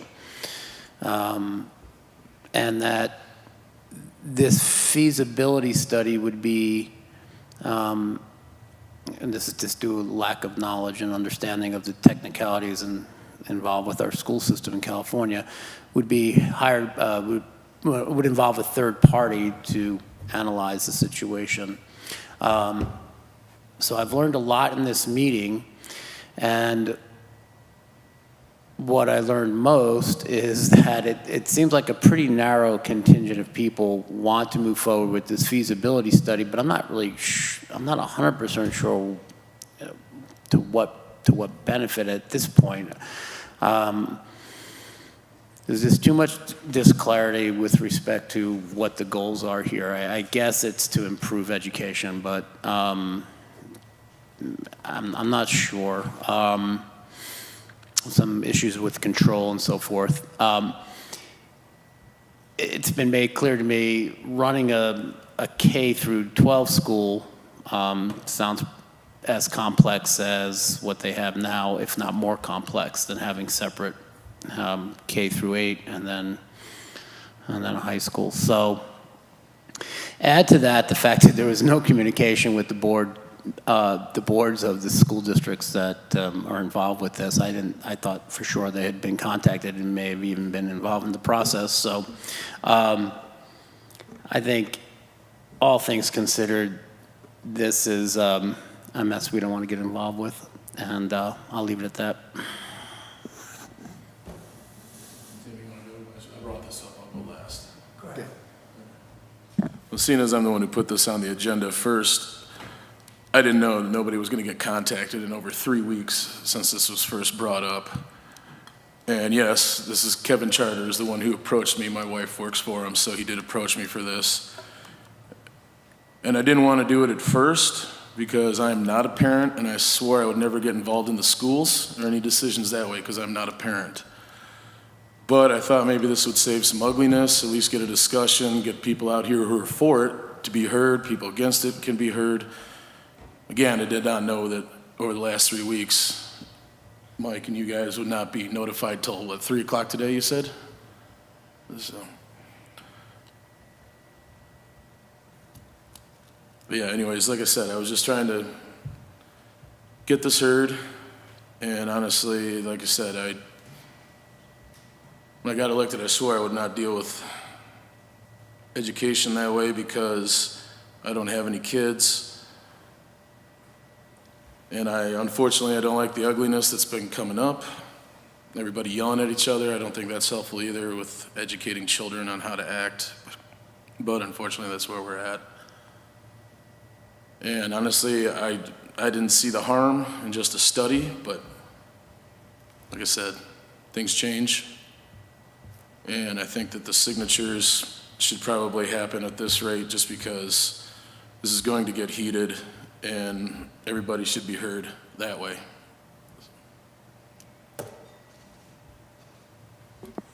Yeah, after what I've heard and read today, I think that our city council is the wrong place to initiate this sort of action, that the petition process and the parents' involvement, community involvement, would be the correct way. So I am not in favor of the city council acting favorably on the feasibility request. Before we go for a motion, One of those motions. I just want to say thank you, first of all, for everybody who came forward to speak. This is, as I am a parent, and I did have children that went through the Mount Shasta public school system. This is a complex. This isn't easy, and so I apologize in one level for where I think we're getting ready to go. And I encourage everybody to stay involved in this, that there's in ways that involve better communication and talking with each other and trying to figure out a way that we do up here all the time. And that's really what I wanted to say is, if you haven't guessed, the 5 of us are not all the same. We come from very different places, but we work out consensus solutions that do the best we can to represent everybody. And I encourage you all to do the same. So I move to support the writing of a letter to begin the feasibility study as requested by the supporters of that study. Do I hear a second? No, I think we need to really slam this. Can you repeat your motion? Move to support the writing of a letter that begins the process of a feasibility study. I don't know what he's doing. He does this all the time. He wants us to not second it. Something like that, yeah. Okay. Or you can second it, and then we can take care of business then. So if we second it, then we can all do no's. Yeah. Okay, I'll second. I'm with you now. Okay, voice vote on this, please. Councilmember Redmond? No. Councilmember Stackleth? No. Councilmember Stearns? No. Mayor Pro Tem Kluwer? No. Mayor Collings? No.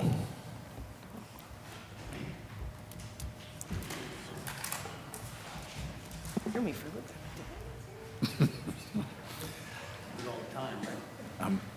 This is the second time I've seen that. Third. Third? You did it before you got on here. Well, just so I'm clear, are we done with this agenda? I think so. I think so. We Okay. have future Um, agenda items. Future agenda items. No outside meetings, future agenda items. Yeah, there were no outside meetings. For agenda item number 15.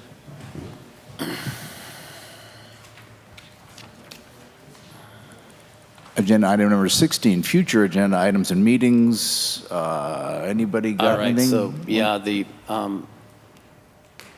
department head salary adjustments, particularly Public Works and Finance Second. Director.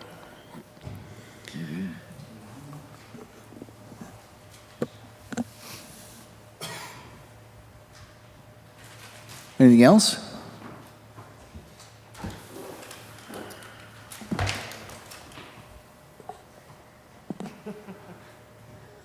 And on that note, we're adjourned. Thank you.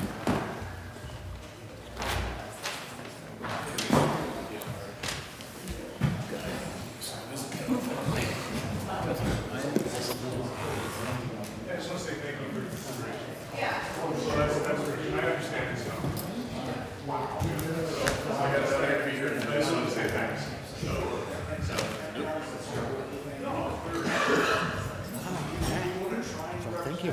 I mean, even though it's me. Well, I knew you.